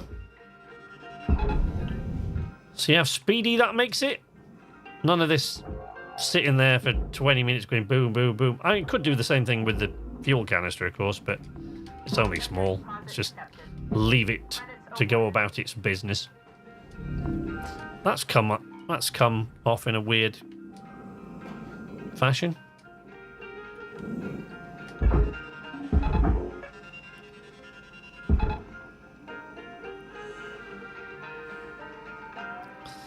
Fair tether friend, yes. Spiff with the puns, look. Make HJ proud. Yes, we're doing a giveaway today. So, I don't know why I've picked that up. I don't need it. It's just, and it doesn't do any good. The problem with patch kits, is that, wait. Yeah, no, I'm going to say, I just wanted to know if that had changed. I didn't actually check. But the problem with patch kits and med kits is that you don't pick them up and keep them. So if you don't have a hole in your suit to patch, or, if you haven't been set fire to or electrocuted, so you don't need a health kit, a medikit, right? When you pick them up, they're just gone. So I don't know why. Something just compels me to pick them up rather than burn them, even though they're worth nothing. And once I pick them up, they're just gone.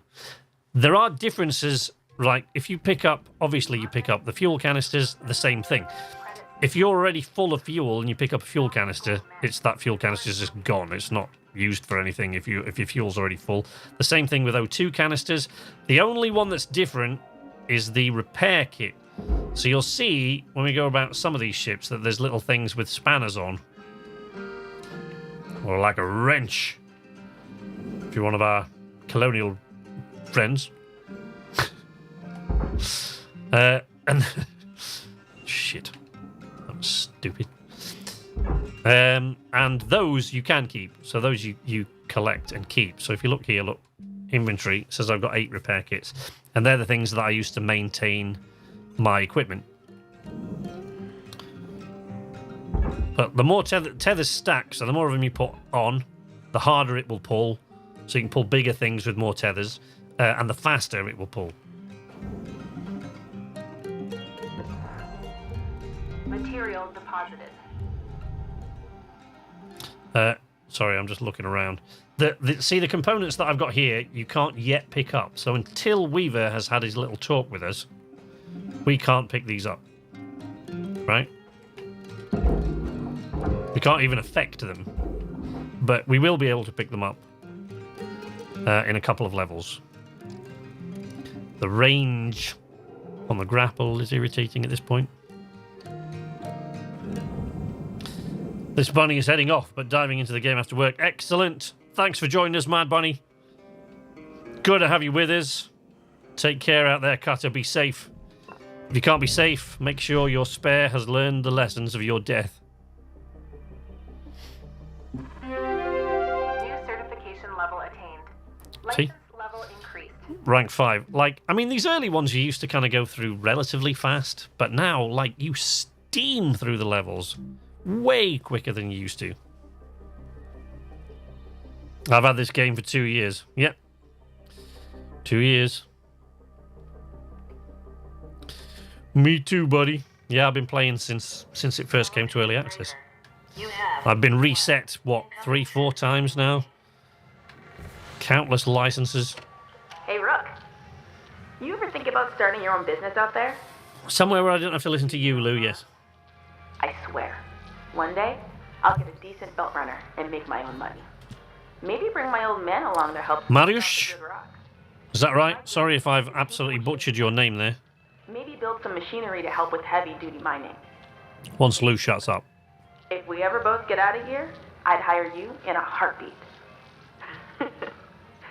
If you don't end up coming with me, I hope you get to make your own way out there. Definitely ping me if you do. Lou out.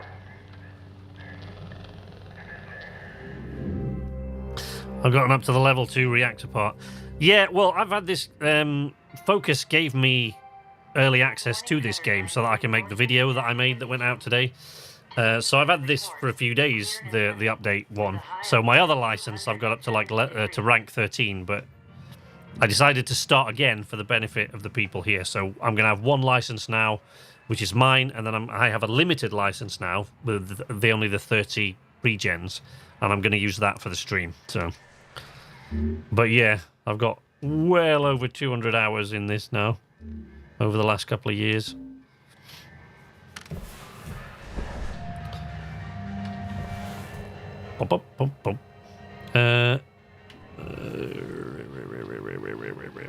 Yeah, so apologies, Mariusz, if Mariusz,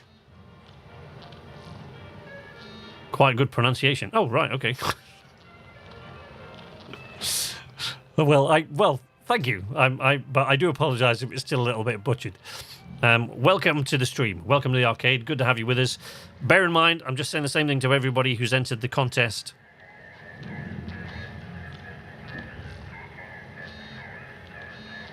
The game gives off an Outer World vibe. Nowadays feels nothing like early access.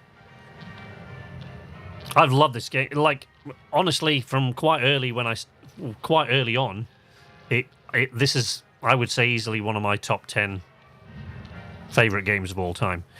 And I've been trying to sell other people on this game for the last 2 years, and I've been making videos on it on the channel. Every time there's an update, I make a video, and I did a series where I went through and cut all the different ships, and I'd make a video on every one. And I used to be in the race before they introduced the tool wheel, because I use a controller, so that slowed me way down too much to be competitive. And I talk quite often not quite often these days, but from time to time I talk with Goaf. He's a hell of a racer, Goaf, and Clowns. They're usually at the top of the leaderboard there. But I've been trying to sell people on this game for the last couple of years, and it was really, I felt sort of vindicated today when it finally released and all the reviews came in, and a couple of places gave it like rare perfect scores across the board because they just loved it so much. Because I don't think there's any game out there that's even remotely like this that I can think of. So I've got 20 minutes left until the competition ends, until the giveaway ends. I will then draw the winners. If you have entered the competition, make sure you are in my Discord. As I've just said before, you don't have to remain in the Discord after the competition's ended. But if you stay in the Discord, that way, if you win, that's how I will send you your prize. If you've joined the Discord and entered the competition and your name is different in Discord than it is here, make sure you introduce yourself and tell us what your YouTube name is so that when I draw the winners, I can tell who's who in the Discord. See what I mean? Right, I'm going to go straight out in the bay in a moment, but I will be right back. I will leave you with this for a moment. I'll be back in a minute.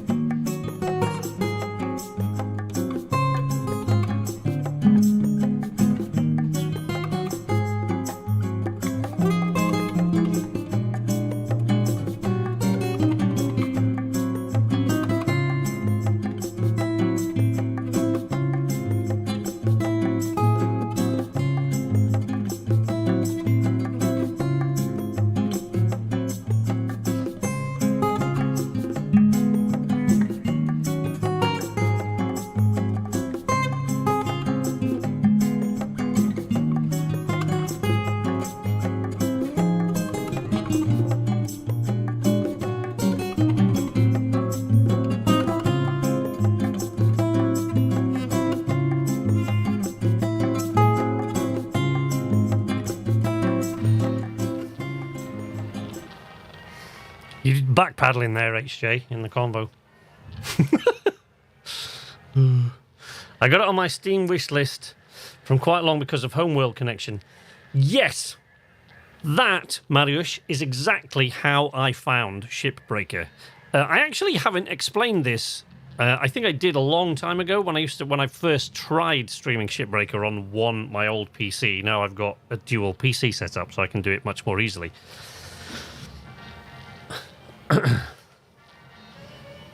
What if the winner never joins the Discord? I can't give them their prize, and I'll just redraw it for somebody else. I usually leave it a couple of days, and I'll redraw it for somebody else. But if the winners don't join Discord and introduce themselves, what I did the first time I did a giveaway, I'll let you in on a secret. I absolutely can't stand giveaways. I hate them. It's the reason I do them is because every now and again.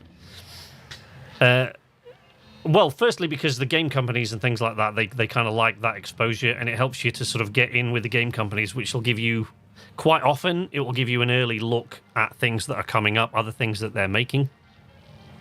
So that's great. You know, building a relationship with the various devs is great, is a good part of it. But the main thing is that every now and again, we'll get a valued permanent member of the community, one that stays around and becomes part of our Discord community or Twitter community or whatever it is. And you know, we have a lot of fun in the chat when we do, you know, I play some serious games, but I'm not very serious about many things. So I play all kinds of crazy ass stuff. A lot of stuff from Curve Digital, because Fran over at Curve quite often wants me to do giveaways, and her giveaways are weird. They're just weird. Spiff will tell you that. HJ will tell you that. Fran's giveaways are weird. I think Spiff has got a life-sized skeleton from one of Fran's giveaways. They're kind of strange. But the process of doing it, I hate. Because I don't really... Streaming isn't my entire life. I've been on YouTube for 15 years. I've been making content of various kinds on YouTube. I've been on YouTube for a very long time. But I haven't... you know, dedicated my entire being to doing streaming. It's mainly making videos. Making edited video is kind of my thing. I just stream. I just stream because, you know, I like the community aspect of it. Sometimes it's a lot of fun. And you know, you meet great people through doing this. So that's one of the reasons that I live stream. But it isn't like a major part of my life. Like Spiff is a regular streamer, you know. Spiff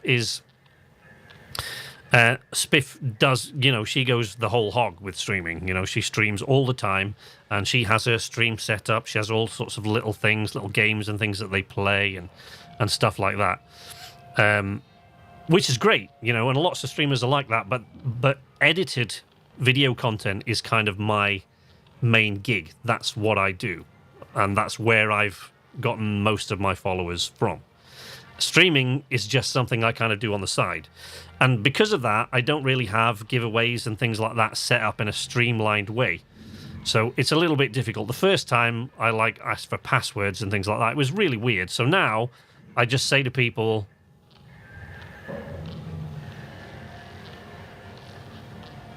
oh man, oh that sucks, oh master, oh dear. That's really, really bad news, dude. Sorry to hear that.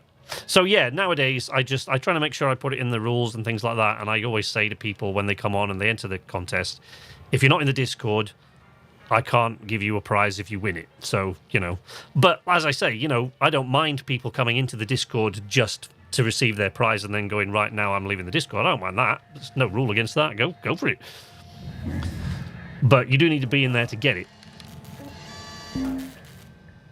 Right, I've just done all of that, haven't I? Can I upgrade anything? Yes, I can upgrade the range on the Stinger. I can increase my tether amount or the range. Oh, I want to increase the range of the grapple, really. Oh, I don't... The main problem on your thrusters... So the first upgrade possible that you get for your thrusters is top speed upgrade, which is great. But if you increase the range of your grapple, you can pull yourself around a lot with that. The main thing you really want to upgrade first on your thrusters is the brakes, because that's one of the things. Coming to a stop, not quite so easy. Getting going fast, dead easy. You can do it in any number of ways. You can push yourself away from a surface. You can grapple yourself towards the surface. You can increase your top speed on here. But until you've got better brakes, stopping is not quite so simple. I don't use the scanner often enough to make it a priority for me to upgrade these things. So it's usually one of the last things I upgrade. But O2 capacity, I think I'm going to go with O2 capacity. But of course, Lynx tokens go much farther now than they ever have before. So you can kind of... See, I can still get the range upgrade. And probably another couple of things. Change the tether amount. Is that it? Are we all out? No, I can change the stinger range. I can upgrade the top speed. Let's improve the stinger range. Upgrades. The upgrades are crazy fast now. You get fewer Lynx tokens, but the upgrades are like they cost nothing in Lynx tokens now.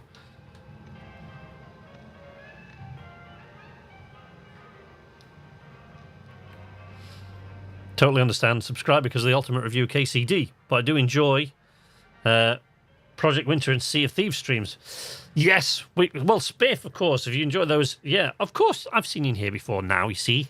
It's all coming back to me now. But yeah, the Project Winter streams, when we get one of those together, Spiff's usually there, of course. HJ's usually there. Roxy is occasionally there from Sexy Biscuit.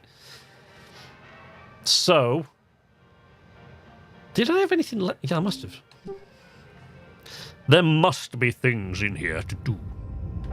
No! Did I tidy that all up? You've got to be kidding me. I didn't think I'd finished it. Why did I not hit my salvage goals? What did I do? Well, so, for those of you that don't know, I came out here thinking we still had more to cut because I hadn't hit the salvage goal at the top end. So that has just cost me over 500,000 credits.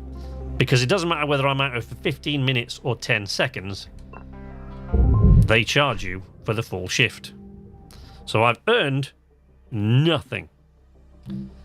But unfortunately, it's cost me a fortune.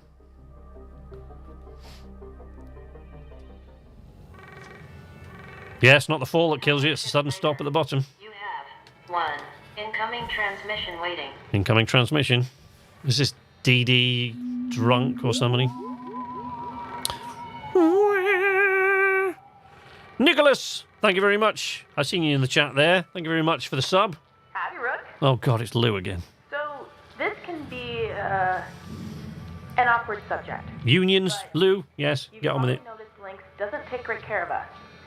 Up until maybe 100 years ago, workers like us... She's trying to sign us up to the union. ...formed these groups, called unions, and go toe-to-toe with the company. They'd argue for better wages, safer work, decent hours, that kind of thing. Lynx was actually part of getting rid of them. But some of us are trying to bring it back. I can tell you're a good person, and a hard worker. The company will use you up. It's just built that way. So I thought you might be interested in the union news group. Not really. There are new messages every couple of days. Read them, don't read them, trash them, whatever. Just keep it on the down low. The others don't know about it.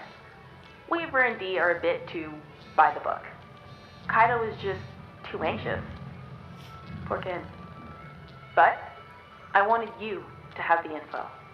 I was glad someone knew the truth when I was new. Okay, spiel over. See you in the yard, Rook. Flew out. Right, so frustrating as it is to have Lou constantly giving me chat like that, the union issue, of course, if it was in real life, I'd be more than happy to be part of the union, but Your morning wake since we're... Look, see? That's cost me 534,449 credits, 57. And I didn't make anything because I made a mistake and went out to the yard when I didn't have a ship to cut. So, there you go. My bad. So, although that is frustrating, the union issue, the union angle of this is actually a very, very... It's actually central to the campaign. It's central to the story. As you will see very soon. There you go. Salvage, that's the union newsletter.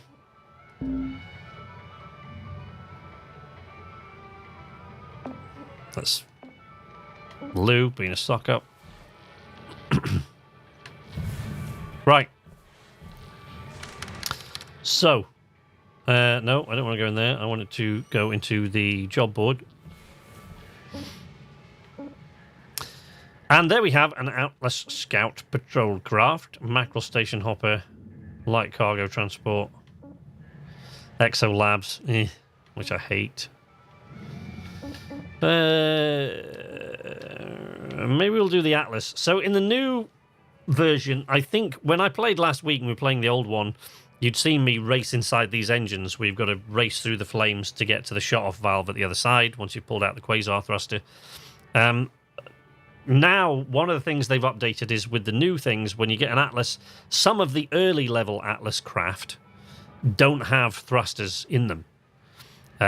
So there's no thruster in the back. The thruster, you can still separate it and salvage the nanocarbon, but there's no thruster obstructing. So you just salvage the nozzle and the actual panels. But we're going to stick with mackerels for a minute. Down with unions who will protect the interests of our benevolent business owners. Welcome to the stream. Bloody quasar thrusters. I don't mind. Actually, they're not that bad. I don't have that much of a problem with them now. My favorite part of this game is always getting to the geckos, because my favorite ship. We've got a couple of experienced cutters in the chat.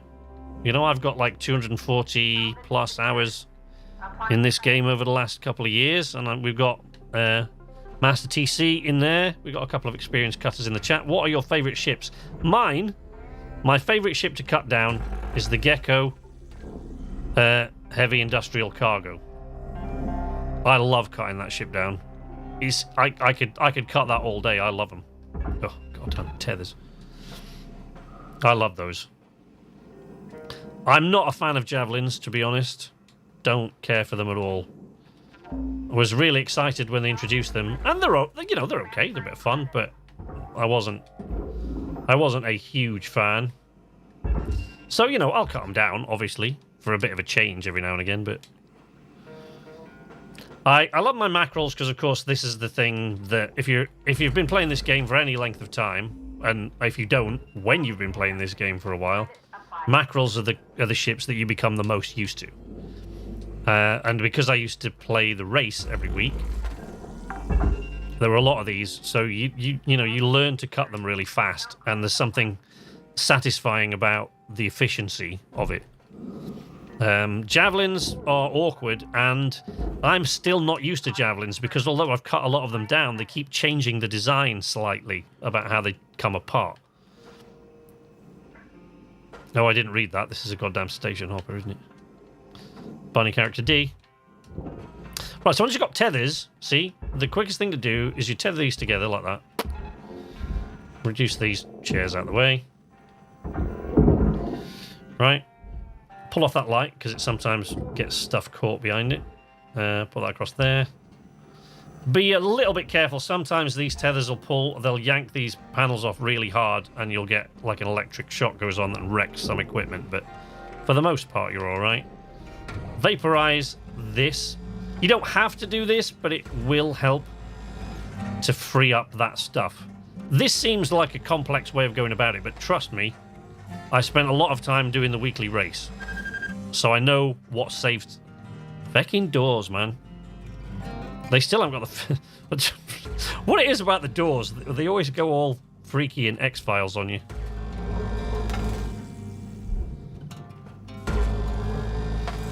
Right.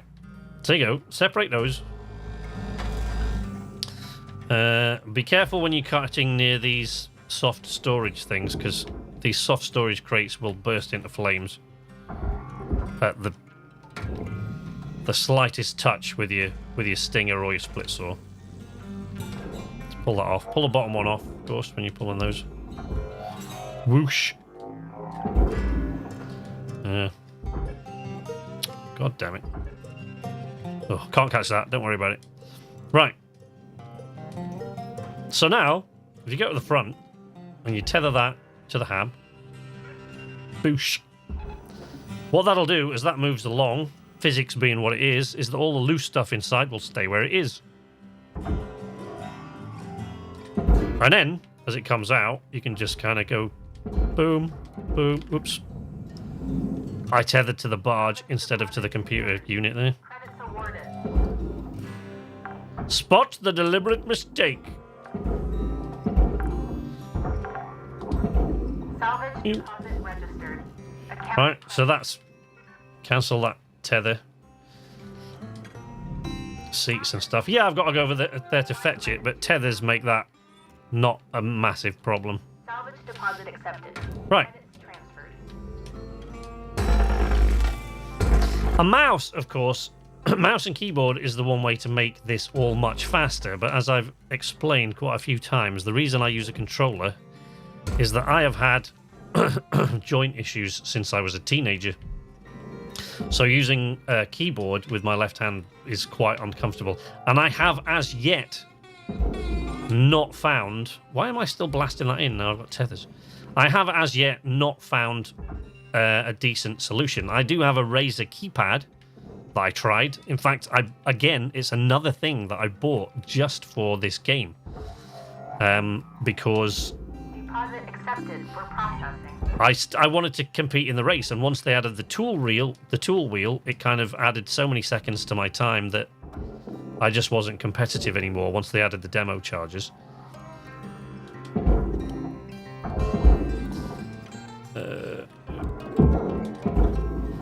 That was a stupid thing to do. That can backfire on you if you go pulling batteries off while there's still a lot of stuff attached to it. Credit to account.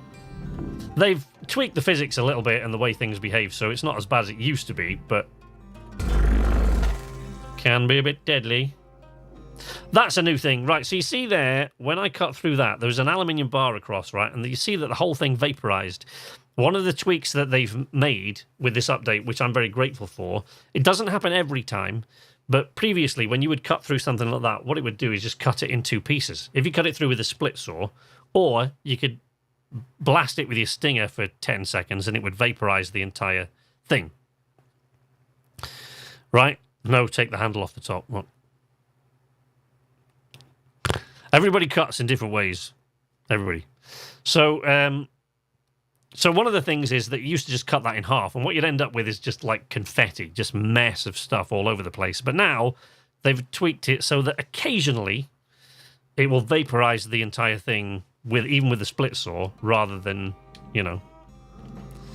rather than doing everything else. But yeah, like I said, I'm not really, I'm not competitive in the race anymore, but I used to be at one time. I used to come on the leaderboard there, top of the leaderboard quite regularly. Not right at the top, but near the top. But, then once they added the tool wheel, I stopped trying to be super speedy, and Salvage deposit. now I don't worry about that sort of thing anymore. I just have fun. Shit. Those things are a pain. Whee!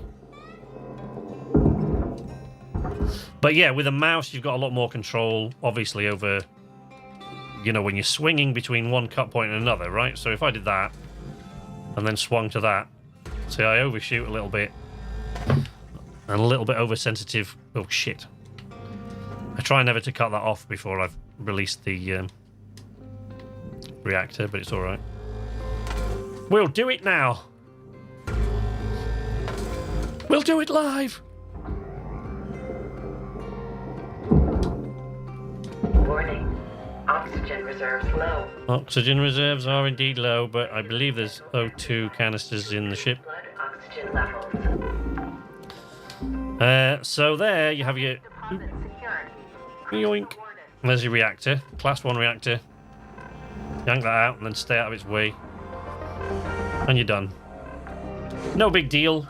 I was showing you last week how when you come to some of the bigger reactors, because the bigger reactors are all kind of... Is there any O2 in here?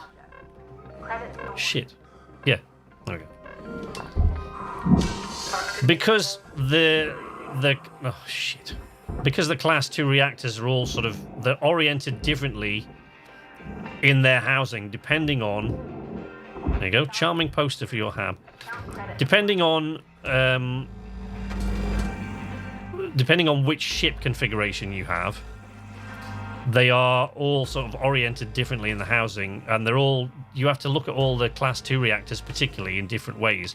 The Class 1s are always put in different places as well, depending on the ship, but they're so easy. The Class 1s have got no housing around them, and they're so easy to remove. It's a joke, so you don't generally have to worry about those. But the Class 2s, and the Class 2s are a lot less of a problem now, but there was a time. There was a time when there was quite a bit of an issue with the Class 2 reactors, and almost any ship that you would come to would explode. I remember a point, and they had trouble with the salvage runner geckos for a long time. But there was a point with the Stargazer where as soon as you would disconnect the ECU, the reactor would immediately explode. It didn't go into a meltdown countdown or anything. It would just go boom. And that was that. End of story. So, you know, could be a bit of a pain, but I never bother salvaging those little lights. I just can't be bothered with it.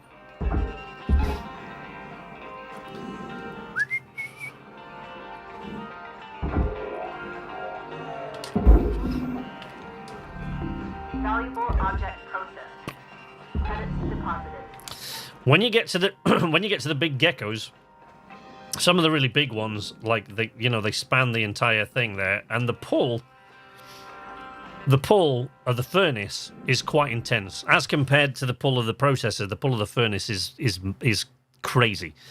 And the thing is, some of the geckos are so wide, and the tail fin side piece is so huge that when you go to drag them with your tethers, you can sometimes fall foul to getting them hung up on the side there, and they'll get pulled in. So what I tend to do with those is if you put two to the side here, one there and one there, and then you put your other tether up to that jack, if you're on this side, what stuff will do is if you put tethers in different places, it will kind of go to the mean position, so like the central, the Lagrange point, if you like, orbital mechanics. So it will tend to find them. How you use them? It will tend to find the central point. It will go to like the point that, the average point, the central point between those, where you put your tethers. And then once they cut out, or the processor just grabs hold of it, you don't have so much problem. Quite easy. Oh look! Competition time is done, and I've lost track of time. So, let's do this.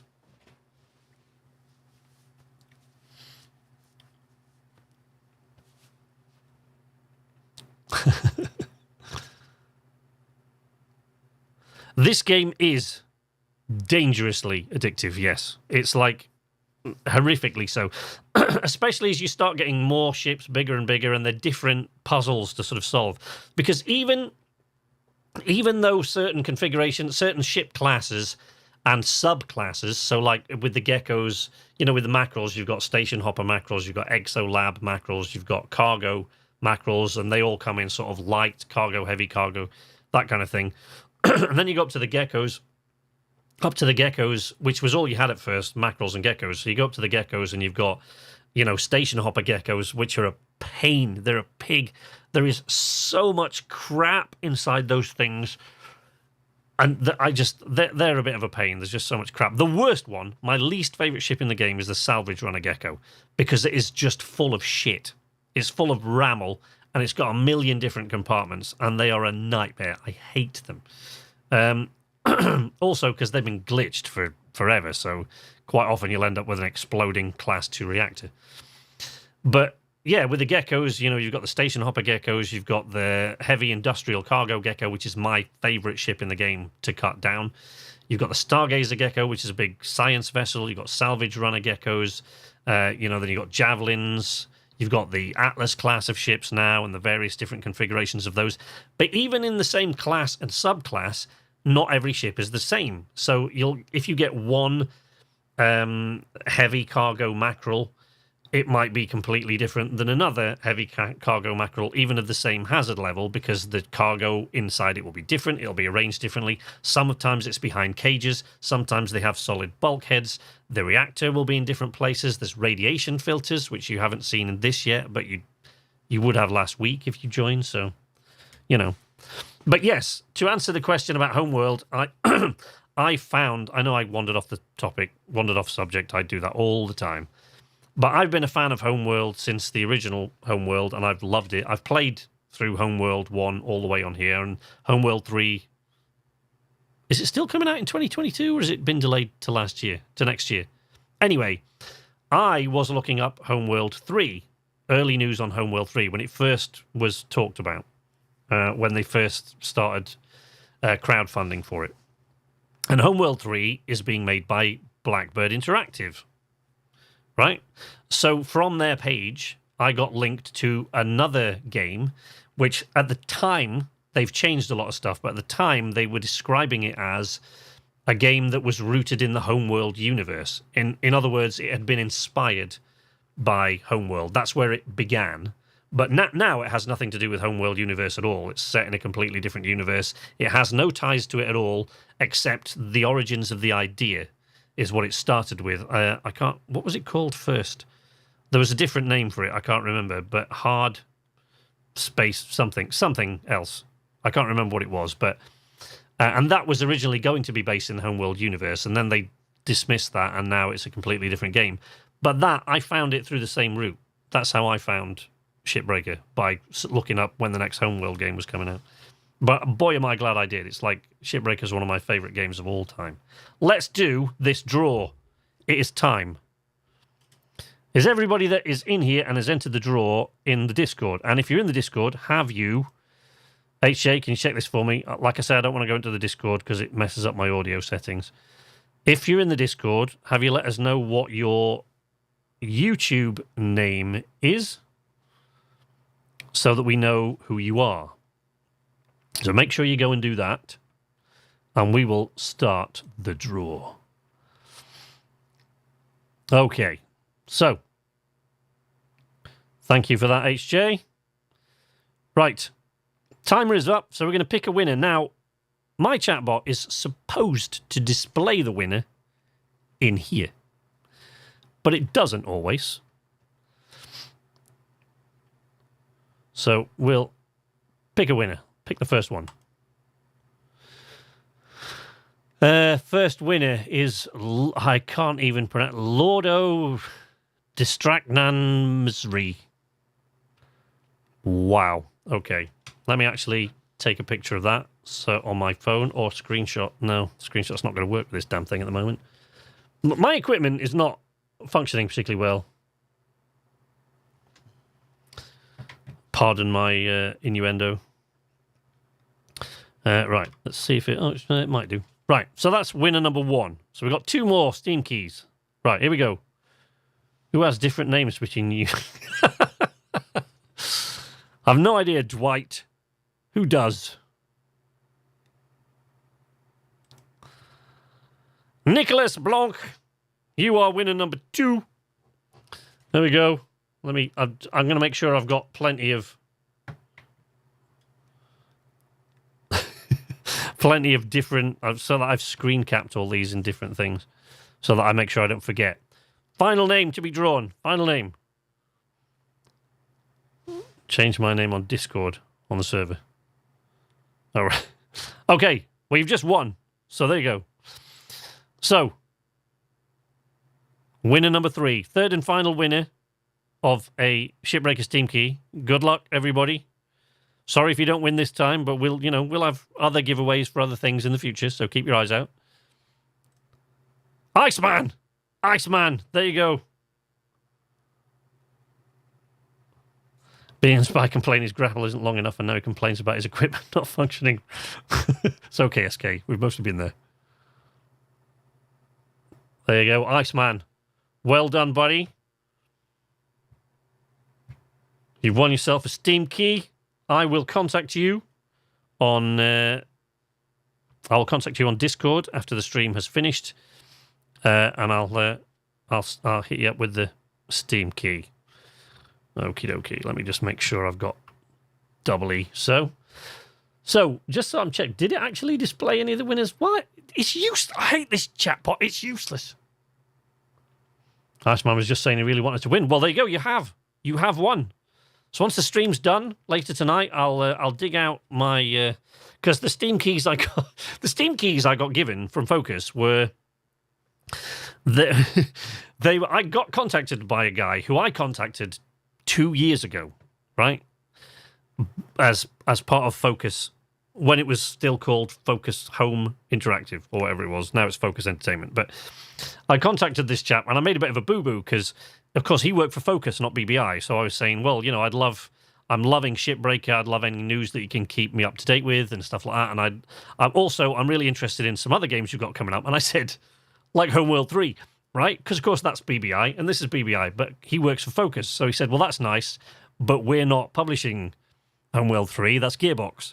So, yikes. So, yeah, that didn't go so well. Anyway, that was the last conversation. I never heard from him again. And then he contacted me last week and he said, look, we've watched your videos and your previews and things that you've made of Shipbreaker over the last couple of years, and we're really pleased to have you as part of the community. We hope that you'll stick with the game and become part of the community and stay part of it as we go forward. Would you like some stuff? Or, you know, words to that effect. Here, I'll give you early access to the PR branch, which was code, and I'll give you an extra Steam key. But, of course, I already owned the game. But my brain was a bit fluffy that day. Fluffier than it is every day, which is quite fluffy. Quite. The missus is celebrating with me here. Well done. Good for you. It is always cool when people really want the game as opposed to someone giveaways where people just like to win. Yeah, I know. Like, what do I do? Oh, you've come in slightly too late, Simon. I'm sorry about that. The giveaway ended like 15 minutes ago. We will have others in the future. I can't guarantee that they'll be for Shipbreaker stuff, but we do have giveaways from time to time. I don't have loads of them. Maybe she can write the next lyrics competition winner. Yeah, but it was the same guy that contacted me that I contacted before. Yeah, and so he gave me and I said, I didn't see he said you gave me an extra Steam key to give away, but I didn't see it. And he said, no, that was the one, because you already own it. But you know what? Have another 2. So we ended up with 3 Steam keys to give away, so that's great. Your brain is not smooth on the best of days. Thanks, buddy. Thanks. Appreciate that, man. Love you too, buddy. So there you go. There's your 3 winners of Shipbreaker Steam keys. We're going to continue playing here for about another 45 minutes. So do another couple of shifts after this. And I will contact you guys on Discord.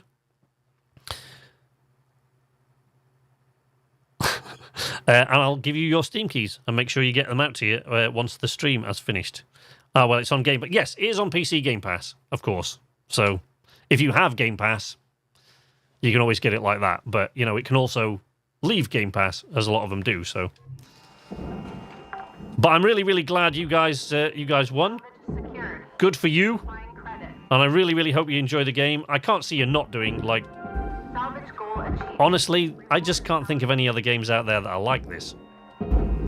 It's pretty much... It's pretty well unique.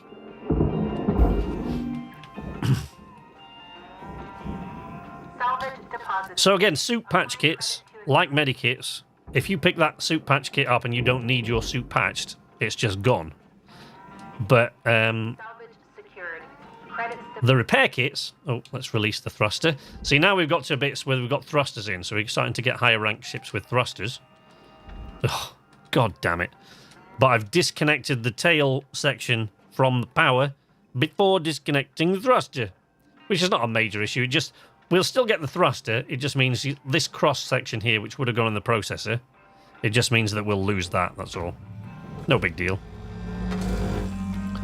No big deal, because there's no way to separate that now without destroying the thruster.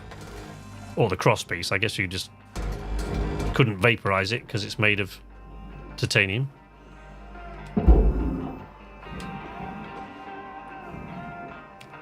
Who won? I just came back. Who did win? I've forgotten already. Nicholas Blanc, Iceman, and I forgot the third one as well. I can't remember what his name was, but Lord of something, I can't remember. Somebody that didn't really join the chat that I've noticed. They just came in to win the key, so... Good for you guys that have been here all the time. I like you. I do like it when people who've actually joined in the chat and are really excited about it win the game. I love it. Ugh, I don't know what I've done that for because I can't pull it out that way anyway. And I've got to disconnect that pipe connector. Stupid SK. Stupid.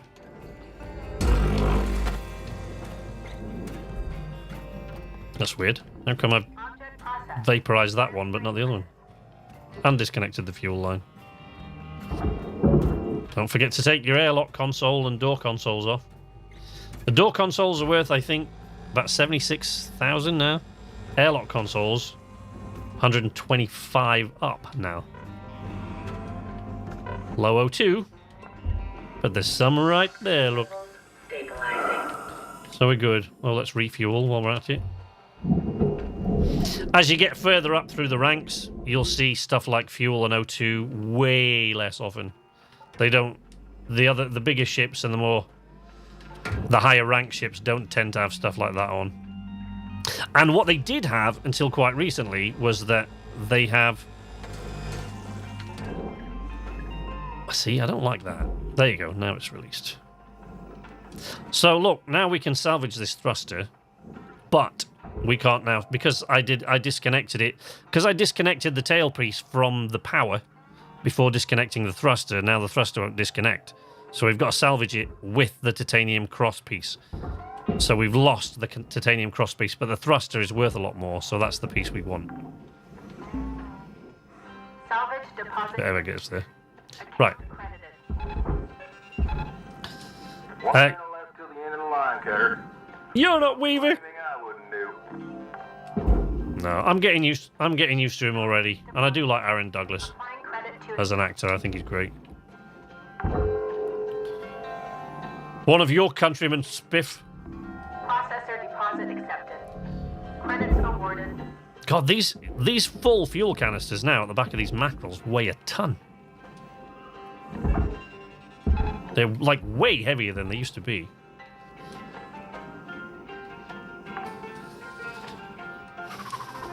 Salvage registered. Transferring credits. Got all those panels? What have I missed? Feel like I'm missing something. I know the cockpit's up there. I've still got to do that, but... Processing valuable objects. Oh, god damn it. I've got to come out now for another shift to salvage the cockpit. Supplies are low. Yeah, I know. But we're going in now, lady, so calm down. If you're from Oldham or anywhere in the north of England, I suppose pronouncing that is no issue. What's that?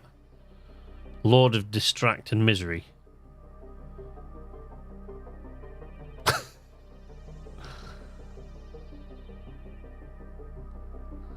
Lord of Distract and Misery. Yeah. True enough, HJ. Best west of the Pennines. Indeed. Hello, I was saying, Spiff, the guy that has replaced Weaver, let me get rid of that now from out of my view. Don't want to shut it down. The guy that's replaced Weaver, after 2 years of listening to the same actor, who's one of the devs, actually, not an actor, do Weaver's voice, our foreman, the guy who's replaced him is Aaron Douglas, who is, I believe, one of your countrymen. Galen Tyrrell. Didn't enter because I already have the game and wanted others to have a better chance. Yes, fair enough. Good for you. Right, so, you know, look. So these, let's see. You can either put here by your suit, or there's posters at the back of the wall there. Or here, if you want to make some sort of statement about the food. There you go. We're going to make a statement about the food that they serve here. We put a Bonnie there, look. We've got Bonnie character D. I prefer, with the Skellywig one, to put it here. As a stark reminder of the danger that we are in. There we go. Decorate the hab. I didn't enter because I won the Ember giveaway. There's not, like, I don't put a limit on the number of giveaways you can win, you know, Spiff.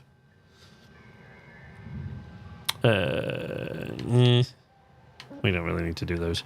What upgrades have we got, though, now? So, and at the bottom here, of course, you've got durability drain, so it just makes that drain a lot more slowly. So by the time you've got all these upgrades for all your equipment, you don't really have to repair very often at all. Yeah, maybe the system scanner, thrusters. Have we got O2? Okay, let's increase the thruster speed. Simon 7109 just subscribed. Thanks for the sub, buddy. Sorry that you got here too late for the draw. I prefer the old voice of Weaver to the new one. Me too, Mordred. Me too, buddy. I would have felt guilty all this. I know you would. I know you would, Spiff. I would have as well if I'd done that, but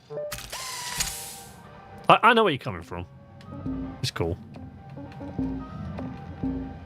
Only durability. Oh, how much is the system scanner? Still look at that. 36 links tokens. That's feck all.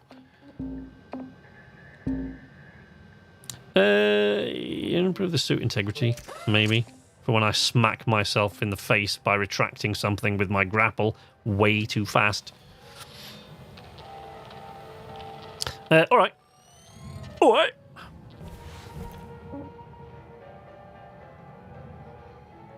You prefer new Weaver? Heresy! Probably better like this. I just saw this game today. Those who won can appreciate it more. Look, we're all about introducing people to new stuff. Can I be bothered to go out there just to salvage the goddamn cockpit? No. I refuse. Look, we got heavy cargo level 4. Let's do the Atlas Scouts. That's a level 3. Alright, let's go and do the Atlas. Now, the Atlas, the mackerels that I've been cutting there so far, I've had... I mean, they've changed them a bit here and there. I've only got 4 tethers. Make sure you refill your tethers before you go out. And your fuel. Your tethers and your fuel won't refill, but your O2 will refill. Your O2 will refill when you go back in at the end of the day. So you'll always come out with a full tank of O2, but your fuel will be whatever it was when you left, and your thrusters likewise. So I've been disassembling mackerels and geckos for 2 years, so I can do those pretty quickly. The javelins I don't care for, and although I've done a lot of them, and there is one particular configuration of javelin that I kind of like how the reactor comes out of. But in general, I'm not nearly as practiced at doing the javelins as I am the others, and the Atlas are the newest class of ship in the game, and I don't really have enough experience to do it quite as fat. Which shows because I just cut through the window instead of aiming just a little bit higher. When you cut these buckles off... Look, see? Doesn't really matter now. Destroyed most of it anyway. Also didn't check to see if the ship was pressurized before I took it off, which... You see, I'm just not concentrating. My excuse is I haven't slept. Apart from a quick nap, I haven't slept for a day and a half. Because I was making Shipbreaker videos.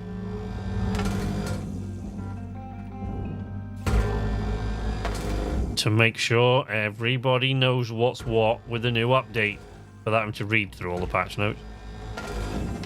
And then, you know, my old mate Obsidian Ant comes along with his space gameness. Salvage deposit confirmed. Applying credit. The first... Because, you know, I've been on YouTube for a really long time, and I've been doing different things on YouTube over the years. So I've tried, you know, all sorts of different kinds of content. And, you know, there's going to be more different kinds of content coming up as I try to push my writing career a little bit more. You guys don't need to worry about that. But the first Let's Plays that I ever made on any of my YouTube channels the first gaming Let's Plays were of Elite Dangerous, because Elite 1984 is my favourite game of all time. I first got Elite when I was 10 years old. And considering that they only had like 48k of memory to work with, it's quite astonishing what David Braben and Ian Bell did with that game. I mean, just absolutely unbelievable. Look at that! No quasar thrusters. We just got to get rid of the nozzles. That's all you got. Just the thruster nozzles, baby. Yeah, it's quite astonishing what they did with that game, and just the little bit of memory that they had to work with. Right, sorry, I'm going to... These ones without the quasar thrusters, I'll tell you what I did notice playing through this the last 2 or 3 days. So when you pull this lever, right, it disengages the fuel, but that's not an issue here, because there's no nozzle attached, right? And it will separate this housing into 2 pieces. But with what I've noticed is with the ones that don't have thrusters in, the physics are still a little bit janky. And that separation, that blast that you get with separation, when the heavier Atlas craft, the ones with the quasar thrusters in still as well, they'll separate and the ship will stay where it is. But with these ones, when they separate, it will tend, I've noticed with this new update, to push the ship way off kilter. But let's see what happens. Oop. Oh no, that seemed fairly straightforward. Alright, they're caught behind those little arms there, so I'm not terribly worried about those ones drifting off. And the bottom ones are stuck to that, so I need to salvage those first. These things are a pain in the ass, these pieces of housing, because they're ridiculously heavy. So you need several tethers to move them, and you've really got to watch that they don't get hung up, because they get hung up on the sides of the bay, on the sides of the processor, really easily. The number of these that I've gotten caught on that edge there. So you've really got to kind of watch what you're doing. I can't tell whether that bottom one's free. The top one isn't, but that is. Should be. So you've got to... Right, start off by pulling it away, but then you've got to make sure it pulls forward, because otherwise it'll drift slowly sideways because of its weight. And that furnace has got way more pull to it than the processor has. So you want to make sure you've pulled it well out of the way. Because you see that little sticky out bit there? This little tiny bit. The number of times I've seen that get hung up on the end of that processor. And then you just... These things are so heavy. And it's like a piece of tissue paper to a goddamn static balloon. You just can't get it off. No matter how many thrusters... no matter how many tethers you put on it after that. Basically, what I end up doing is... Because the physics is still a bit weird in places in this game... You can't pull it off with these really sturdy tethers, but if you just fling something at the edge of it, sometimes that's enough to knock it. I've lost a few of those housings to furnaces. Elite Dangerous has barely any content. Very beautiful and sounds good. Elite Dangerous sucks. Right, anyway, with that said, it is quite trendy nowadays to hate on Elite Dangerous. But when it came out... And certainly when it was in alpha, when I used to make content for Elite Dangerous in alpha, and then beta and gamma, because I've been waiting for 30 years for them to make another one of those. And it really depends what you want from a game. If all you want is that sort of exploration element, I don't think there's a better game out there than Elite Dangerous. And I will die on this hill. But at the time, you know, it was raved about. And everybody loved the massive content, but now the magical, never appearing Star Citizen, which you've got to be a pretty wealthy person to play.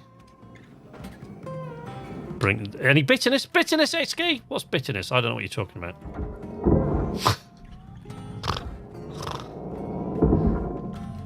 Hey, Shipbreaker! Long time indeed, my friend. How have you been?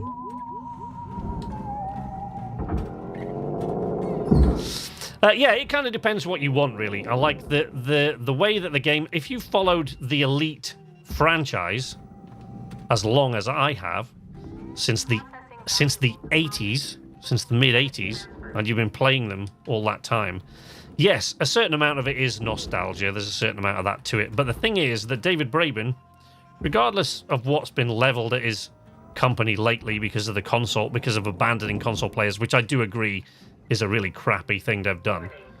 Oxygen reserves are low. Oh, was there any O2 in here? But because of that, people have forgotten what a genius the man is. Like, I mean, he did things that, like, nobody's ever done. And when he came back with Elite Dangerous, he's always tried to concentrate very, very heavily on the science. So, you know, he stated himself that there are places where he's had to abandon science for the sake of making a space game.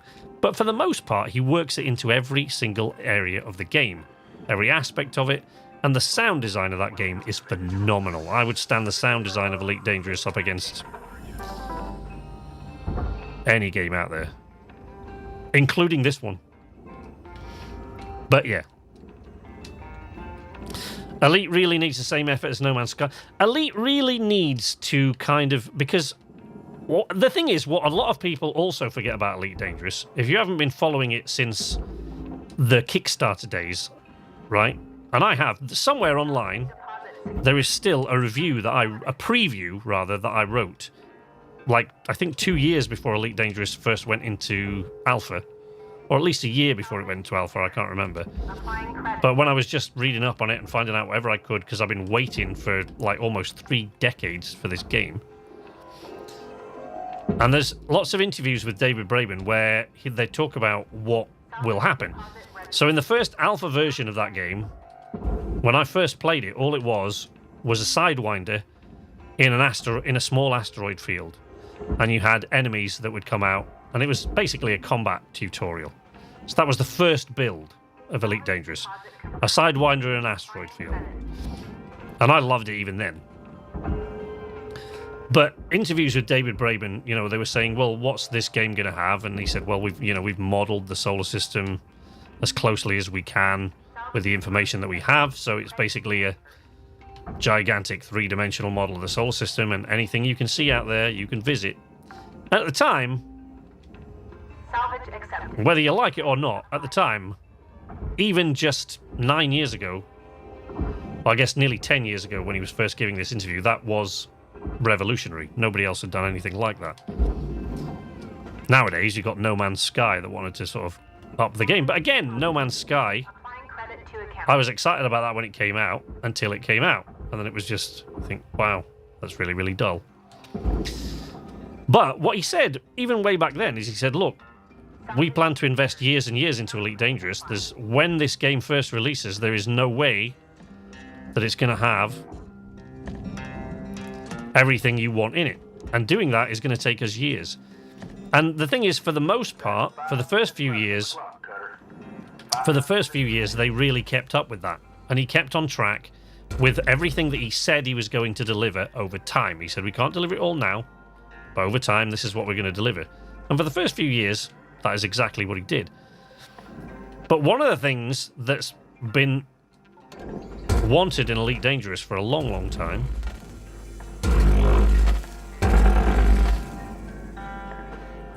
is the ability to walk around in your ship. And despite all the things he's brought up, he's never brought that. And the one thing that Elite players never really wanted was to be able to go out and do first-person shooter combat missions outside your ship. That's not what we play Elite Dangerous for. But, you know, they were trying to bring in a new crowd, so they brought that in, and it sucked. And they're paying the price. They're paying the price, I'm sorry to say.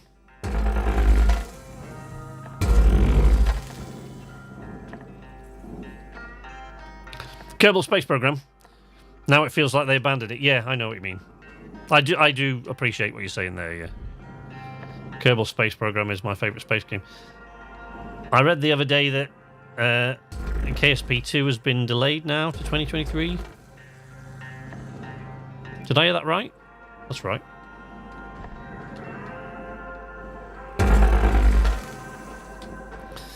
This is the best thing to do.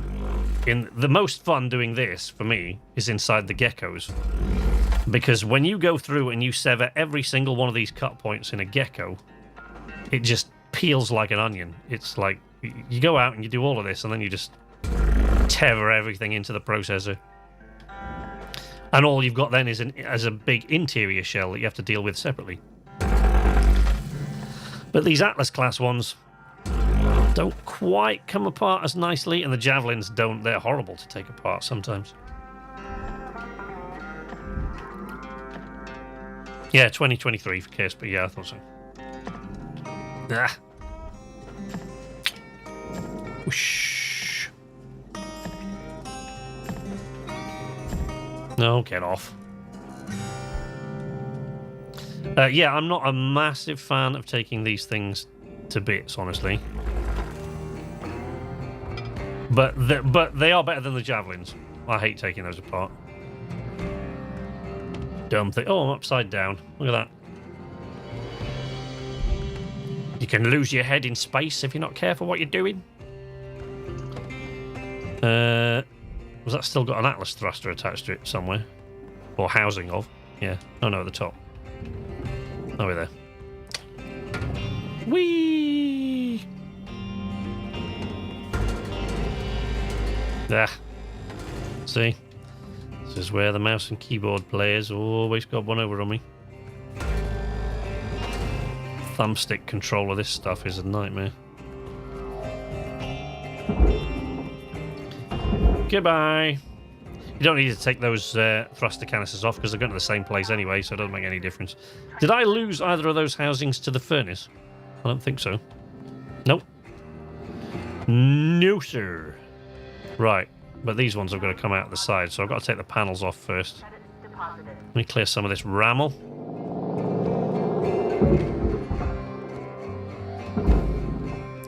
Bum, bum, bum, bum, bum, bum.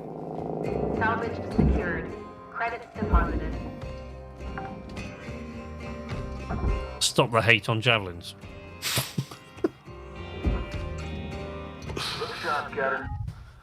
The sound design of Elite is yeah, it's gorgeous. But yeah, you're absolutely right. They've made some great in the first 3-4 years. They made massive headway, and when they introduced the Thargoids to the game, which I mean, I thought that was a ridiculous name for an alien species in 1984, and I was only 10.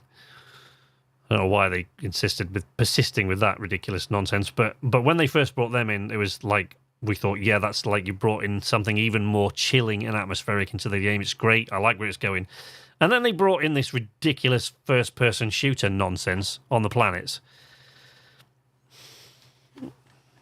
I think that is really where they lost their way there, because that's not Elite Dangerous players. The kind of people who play Elite Dangerous are, for the most part, not the same kind of people. They're not going to want that. I know, I can't speak for everybody else, but I know I sure don't. And because the thing is, it's not really a first-person shooter, so it's a half-assed first-person shooter in a game that's about space exploration. What? Oh, still can't pick up the wires. Still need to talk to Weaver about the Warning. armadillo. Oxygen reserves low. Links recommend. Links recommends what? Oxygen? Oxygen levels. How astute. Oh, and I got seconds. No point refilling me oxygen now. Boosh. That'll still be tethered. When you come out, that'll still be tethered and still be pulling it in. I just wanted atmospheric landings. I think the thing is that when they started in those early interviews with David Braben, he laid out a plan of the things he was going to introduce and a rough order in which he was going to introduce them. And he did that for the first 4 or 5 years. He continued to do that, right? So, he expanded. The first thing to do was expand the bubble, right? Then he started putting new stations, and they started bringing new ships in, right? Then he wanted to bring in the ability to sort of land on planets, and they did that. And then we wanted to get out on foot. But this whole appearing from one place into another to do some half-assed first-person shooter thing is just not the way they should have gone with that. What people did want, he was talking about, like in Elite Frontier, which was Elite 2, in... When was that? I can't even remember when that came out. 88? Something like that? Can't remember. The sequel. 88, 90... I can't remember the year of that. But that was great. It had some serious flaws, which I'm not going to talk about now because I can go on about that forever. But that, even in a crappy little 80s game, had, you know, planets you could land on, and there were cities on them and stuff. You know, there were crappy, low-poly cities, obviously, because it was the late 80s, but they were there, and you in the late 80s to be able to do that was phenomenal.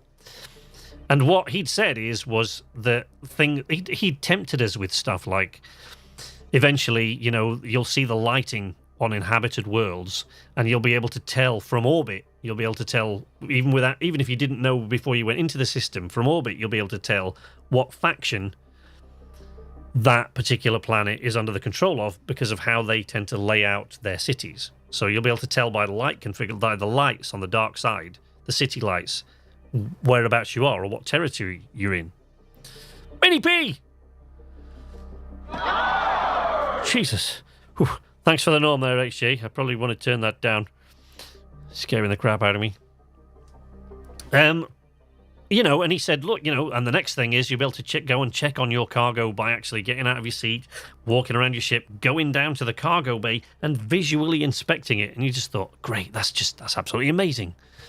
But these things never appeared. And at the moment, no real noise that they're ever going to appear. Instead, they went off on this ridiculous tangent. And that, I will admit, that is where they started to lose me. I'll go back into Elite Dangerous because I love just exploring space and I love the immersion, the sound design and the design of the ships and the games and the stations and things like that gives you in that game. I love it. So, you know, I'll go back to it because I love the thing. And I will stick with it and see if they go to where they always promised they would. And if they don't, they don't. Not the key to happiness. Happiness is the key to success. If you love what you do, you will be successful.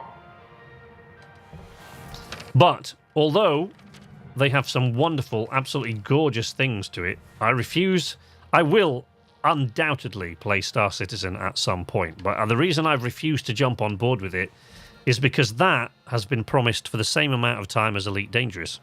And is only just now starting to become a reality in the last year or two that you can actually play it, despite having had well over $300 million of crowdfunding. And the price that they charge you for ships and stuff like that, real world money, it's just the things that they were talking about in that game, I didn't like it. It was way too greedy for me. So, yeah.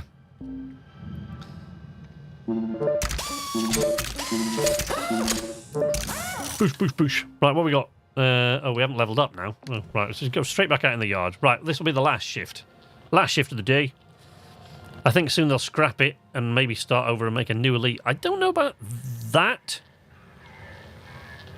Yeah, I agree with you there, Finn.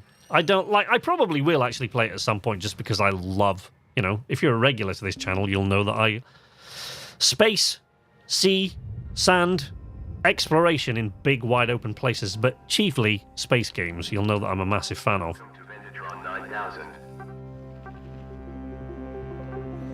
Thank you for your tethers restored. Have a nice day. Let me buy some more repair kits. There we go. There we go. So, you see how that tether was still active when I came out of the bay there? When I came out of the hab. No, I didn't come out of the hab, because now I know the hab's up there. And not there, where I thought it was for the last 2 years. You alright? Processing valuable object. Credits awarded. If you're a fan of Shipbreaker and the sounds of Shipbreaker, and you want to hear my embarrassing singing to my wife's phenomenally written lyrics,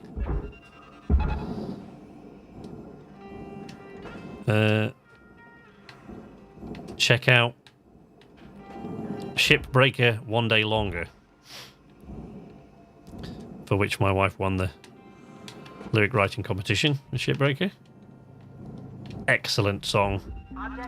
It's a pity it's me that's singing it, but other than that, I can't fault it.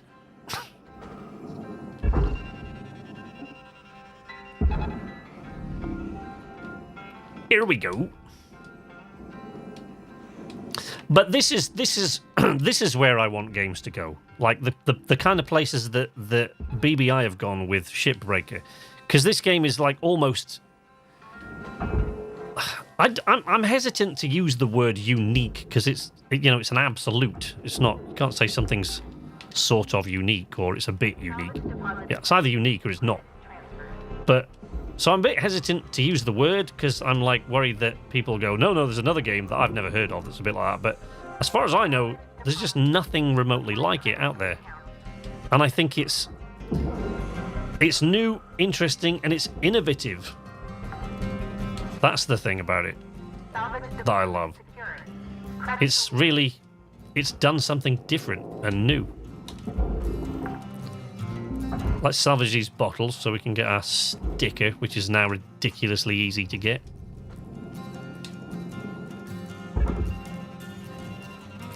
Man, those panels are massive.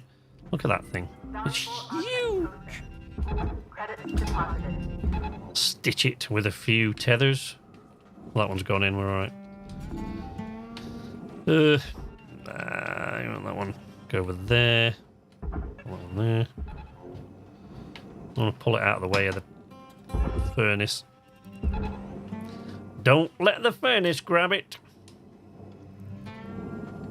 Easily done. Right. Burn off these things and send that down to the barge. And then I'll send that other plate in once that big section of nanocarbon is cleared. Never got the hype over Star Citizen.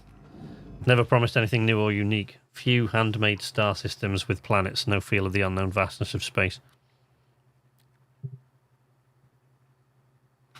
You did very well singing that song. Oh, thank you, Mordred.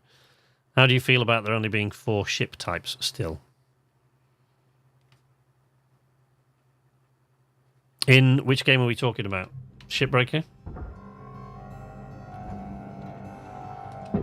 What game are we talking about? I appreciate that they haven't just tried to build an open world trying to emulate every other space game ever. They specialised. Yeah. I loved Freelancer. I thought Freelancer was epic. Yeah. Getting to bed. Yeah. Would you like me to wake you up a bit later or not? I don't think so, because I think I'll pass out a lot sooner. Okay. Just usual time. All right, honey. Night.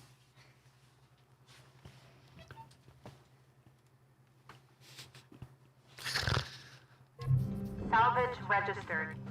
Yeah, I loved Freelancer. Loved that game. And a Star Citizen would have been okay. It's just that quite early on... Oh, crap. I hate it when I do that. Quite early on, it became clear that they wanted people to invest an awful lot of money in a game that promised to be very, very pretty. But, you know, after all those years and all that investment, has only just started turning up. And they still want people to pay for stuff that's way above the odds. So, yeah... But, you know, I'm sad enough that I know I'll play it at some point because I love space games. I'm just excited about Starfield because, you know, we know that's not in the same sort of realms of Elite Dangerous or anything like that. But,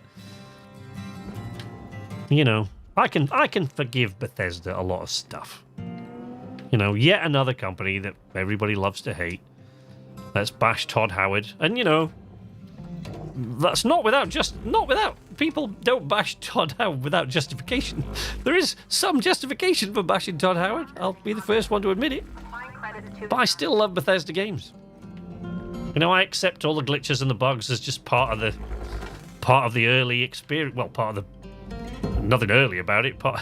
Lots of glitches and bugs are part of the early experience. Marginally fewer glitches and bugs as part of the later game experience. But since I first played like Elder Scrolls games and and later Fallout. You know, their versions of Fallout, from Fallout 3 onwards. Deposit accepted. Since I first played those, I've been wanting Bethesda sort of game in a space setting. And here it comes. So I think it's safe to say that I'll probably be able to forgive Starter Citizen quite a lot. Applying credit. Oh, god damn, I hate these fucking things.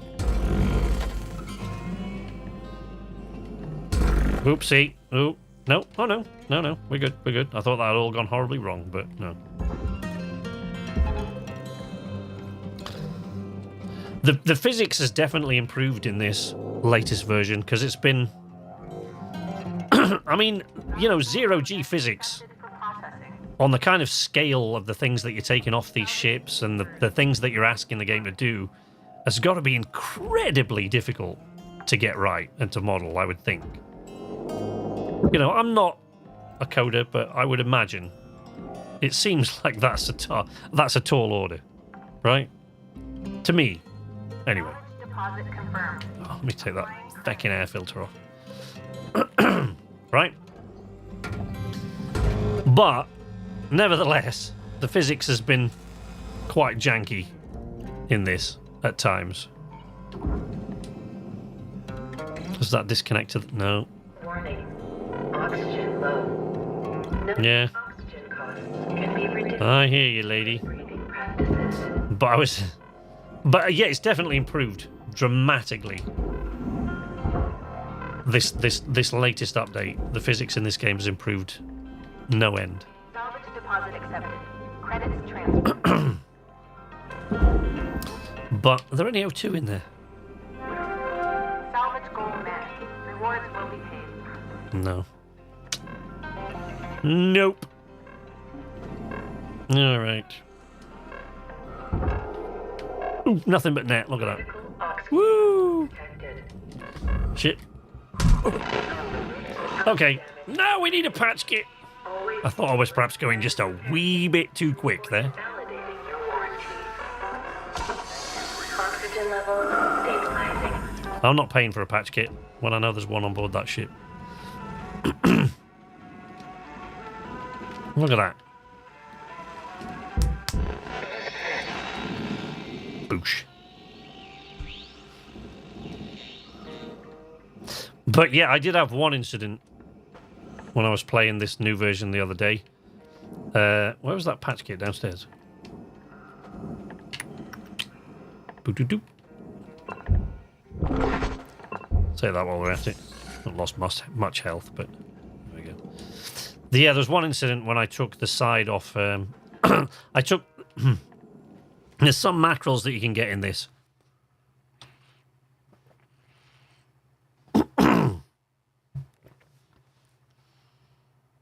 I did enjoy Roxy's playthrough of Star Citizen, but don't think I could ever play it. Starfield seems sus. What do you reckon? It's only art and lore, no gameplay. I think we'll see some gameplay at the Summer Games Fest, but I mean, if we don't see any then, I'm inclined to agree. Yeah, that's weird.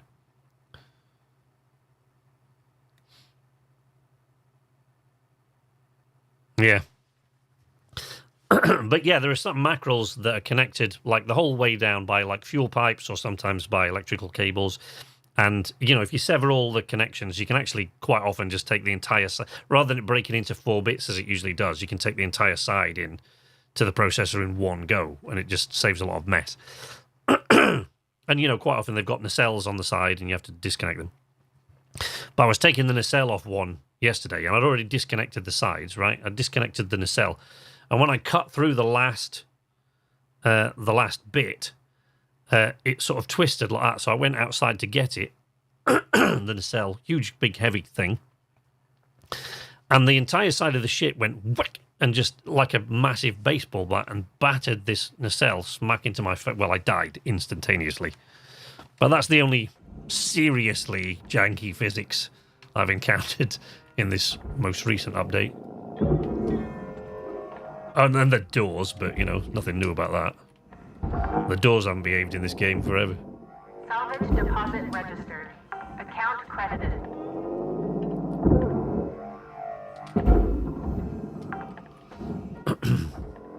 Salvage accepted. Credit applied. Yoink.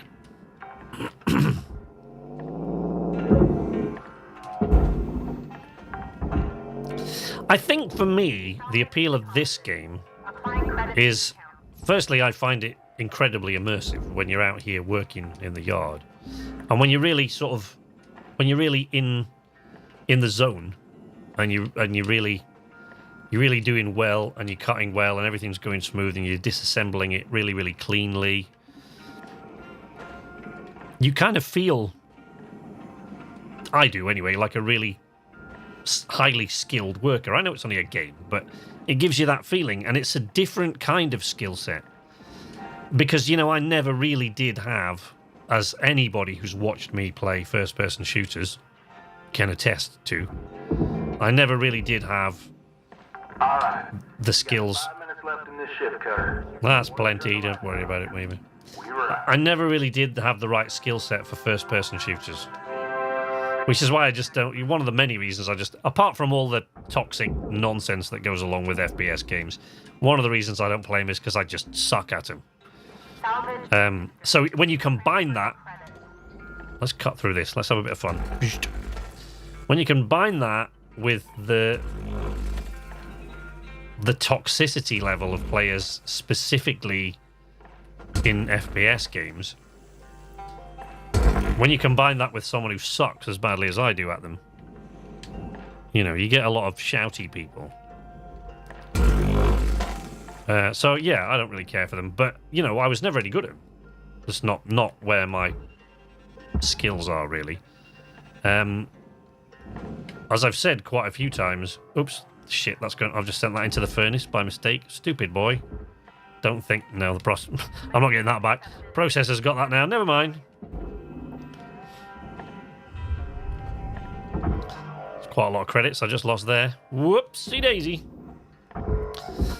Yeah, as you know, as I've said quite a few times, come here, you bastard. There we go. I've said quite a few times, any game where flight is involved. Oh, hello. I wondered where. I know one of them would go astray, but at least it didn't go in the furnace.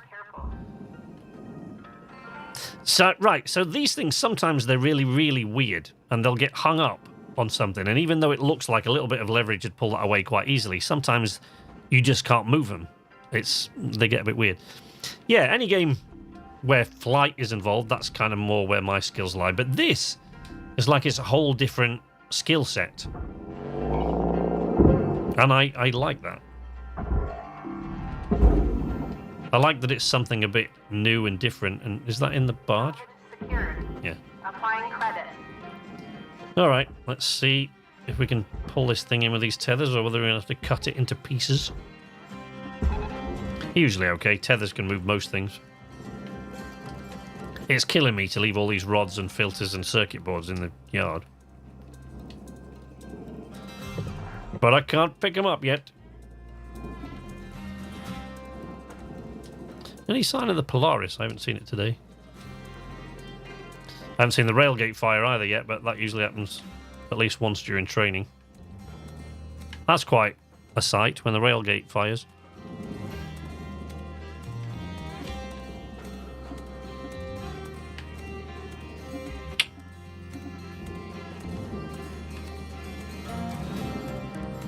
Even if the Polaris is not at the bay, you can usually see it milling about somewhere. There it is, look. I think that's it, but when it's... No, maybe not. When it's far enough away, it's difficult to see, but it's big. That is a big ship. It's absolutely huge. And it's difficult not to notice when that thing rocks into the yard. All right, there we go. Enter the hab. No, because that's not the hab, is it? It's there. Way the feck up there. Oh, that's... it's irritated me, that. I mean, it's fun, because it's, you know, it's something I hadn't realised in 2 years of playing the game, but it doesn't make sense. Certification level has been achieved. License level increased.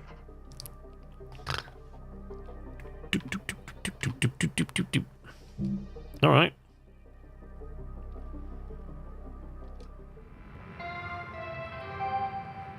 Shipbreaker 9346-52. Links would like to share the following inspirational message. Yeah. People dream of great salvage, while other people get up every morning and make it happen. There you go, Atlas Nomad.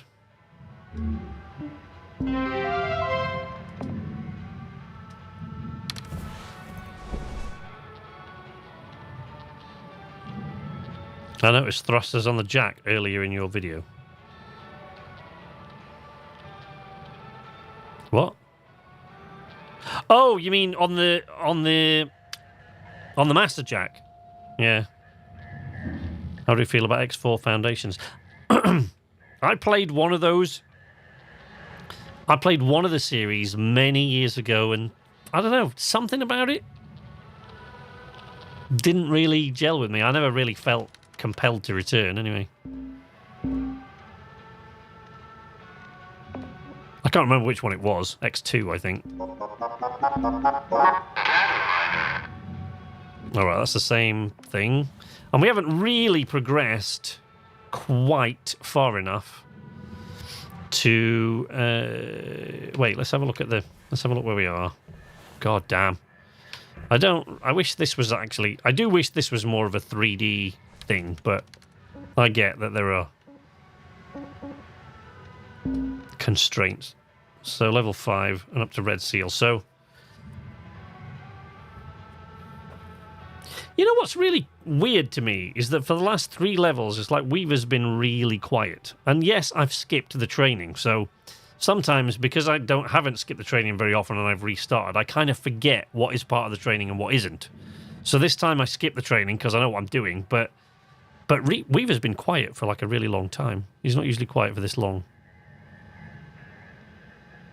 Anyway, more of the story will start to unfold, certainly when we get to the next level, because I think level 7, I think rank 7 is actually, rank 7 is when Act 1 of the campaign ends. So that's when a lot of the story starts to unfold and starts to get a bit tense. So there's not a lot, and then the campaign really starts to sort of unfold with level 7, because that's the end of Act 1, I think. I think it's level 7. But, yeah, there'll be lots of other things to come. I'm going to keep this particular one, where I've only got 30 regens. So I'm going to keep this to keep going through the whole campaign, and we'll play all the way through all the levels, and I'll keep playing it on stream. And even after the campaign's finished, I'll probably come back to it occasionally. It's odd that when you're in your hab, you're on rails. Yeah, I know. It does drive me a bit nuts, but it's not a massive thing. It's not enough to put me off the game in anyway. So I will keep playing this, and even once we finish the campaign, I will probably play it from time to time on the stream, because those of you who've been coming here a long time know how long I've been waiting to get the dual PC set up so that I can play this game on stream. But what I'll probably do is come back to it next week. Now, there are a lot of things coming out. There are a lot of games that we kind of got halfway through before I had to move house, and we're going to return to. And I think this week, unless something drastic goes wrong, I think I'm going to be back on stream on Thursday night, because another series that I'm really, really big on, and despite what I just said about first-person shooters, because it's not, I don't really class it as a first-person shooter because it's been traditionally a single-player game, and I've played every single one of them, is Sniper Elite. So I've played them right since the beginning, and I love the Sniper Elite games. And if you've been following me since I first started streaming, not obviously since I've been making videos for years, but since I first started streaming just a couple of years ago, you might remember that I played Sniper Elite 4 so many times that one of the first things I did when I started streaming is me and my buddy, we played the entirety of Sniper Elite 4, plus all the bonus maps except one, with just knives. So the challenge was to just melee kill everybody in Sniper Elite 4 that we could. You can't kill them all because some of them are in places that you can't physically reach. They're outside the bounds they're outside the player area, so you can't reach them. So some of them you've got to shoot. But But so we did that. So I think I'm probably going to do that eventually in Sniper Elite 5. But at first, I'll just start off playing it like everybody else does. I don't know if I'll play it regularly on stream. I certainly will play it all the way through once I get to the point where I've played it through enough times that I want to melee kill everybody. But, you know, it has invasion mode, this new one, and so I want to check it out and see what that means for the gameplay. Hopefully you can turn invasion mode off. I do not want to play a game that's traditionally been single player where people can just log into my game and shoot at me. I don't like that's not what I play Sniper Elite games for. But anyway, that comes out on Thursday. So on Thursday, I will be playing Sniper Elite 4 on the channel, very likely. How often I'll play that on the channel, I don't know. But I will certainly come back and do a series once I feel comfortable enough to go through and melee kill everything as like a melee kill challenge. But we've also got like Far Changing Tides to come back to. I do want to come back to the kind of space crew games that we've done before, because that's a lot of fun to get the chat really, really involved in it. And you know, a lot of you guys, Dwight and HJ, you know, you guys will know how much fun we had with those kind of games when we've played through them. So I do want to come back to that. I am really hoping, I'm not holding my hopes up too much because they've just released a mobile version. This year, I think they're releasing a mobile version. But HJ will be able to tell you, as would Pilot, if we were poking around, that probably one of my favourite game franchises of all time is the Just Cause franchise, because there's no sense to it whatsoever. It doesn't have to make sense. It's just insane. And I love, as most of you will know that are regulars in here, I love just moving around in Just Cause. Keeps me happy for hours. It's like Spider-Man. I just love it. So I'm really hoping that a new Just Cause will be announced. But since there's a Just Cause mobile game coming out this year, I'm kind of thinking maybe not. But I'm hoping that there's a secret announcement for a new Just Cause game. And, you know, if there is, obviously, I'm going to play a lot of that on stream. But lots of things coming up. You know, we'll have Starfield next year. Later in the year, we're going to have... What else we got? I think Homeworld 3 is still slated for this year, or unless it's been pushed into 2023. Which means I'll probably play through Homeworld 2 at some point, because we've done Homeworld 1 on stream. And lots of other things. Lots and lots of other things up in the air. Lots of things coming up. Lots of weird stuff that we're going to be doing. Hopefully, we'll get some of the people that have joined us today to return from time to time. I'm now going to go away and chat to the people in Discord that are winners and let them have their game keys. I'm going to have to go through my mess of emails with Focus, because there's about 25 of them, to find the game keys that they gave me. Watching SK play Just Cause while I enjoy adult beverages is a great... See, Dwight knows, like, I just have too much fun in Just Cause. I can really chill and relax in that game. I can fly around in that game blowing stuff up for hours, and I just never get bored.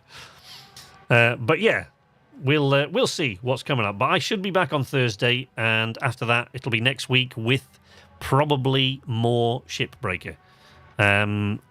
Fran from Curve Digital has a game that she wants to play on stream with me again soon, but it's not the kind of weird game that I usually play from Curve Digital, like Just Die Already or Ember or any of those.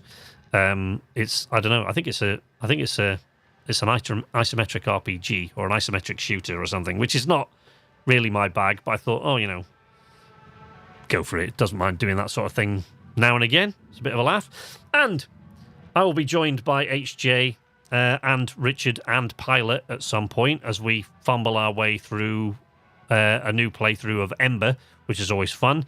And we'll probably be back in playing Chivalry 2 and other multiplayer games. Ghostbusters, that's coming up. And I know I could not stop Pilot from playing that game if all of us went and tried to hold him down. There's no way we're going to be able to stop him from playing that. So you will almost certainly see some Ghostbusters gameplay from the four of us. I say the four of us because we do have a new name now, but I'm not ready to reveal it until we've got all the artwork and stuff in place, so which I am trying to get commissioned at the moment. So, I've droned on long enough. Thank you for joining me. Congratulations to our winners. I will now go and contact them and see if I can dig their game keys out of my emails. Thank you very much, HJ, for doing moderation today, and to Richard, who was here before you were, just helping out and pointing people in the right direction with Discord and stuff like that. Thank you very much indeed for joining me. I appreciate the support you give. It's been tremendous fun. I've loved finally being able to play Shipbreaker. I'm glad that it's released now, so I can start to actually clear off my debt now without fear of being wiped again. Thanks Corvo, thanks HJ, Mordred, thanks to Iceman, and all the new people who have joined us today, and congratulations to our winners. I hope I see you more often in the stream from time to time. But until next time, from Night's Arcade, this is Sleepless Night, saying nighty-night.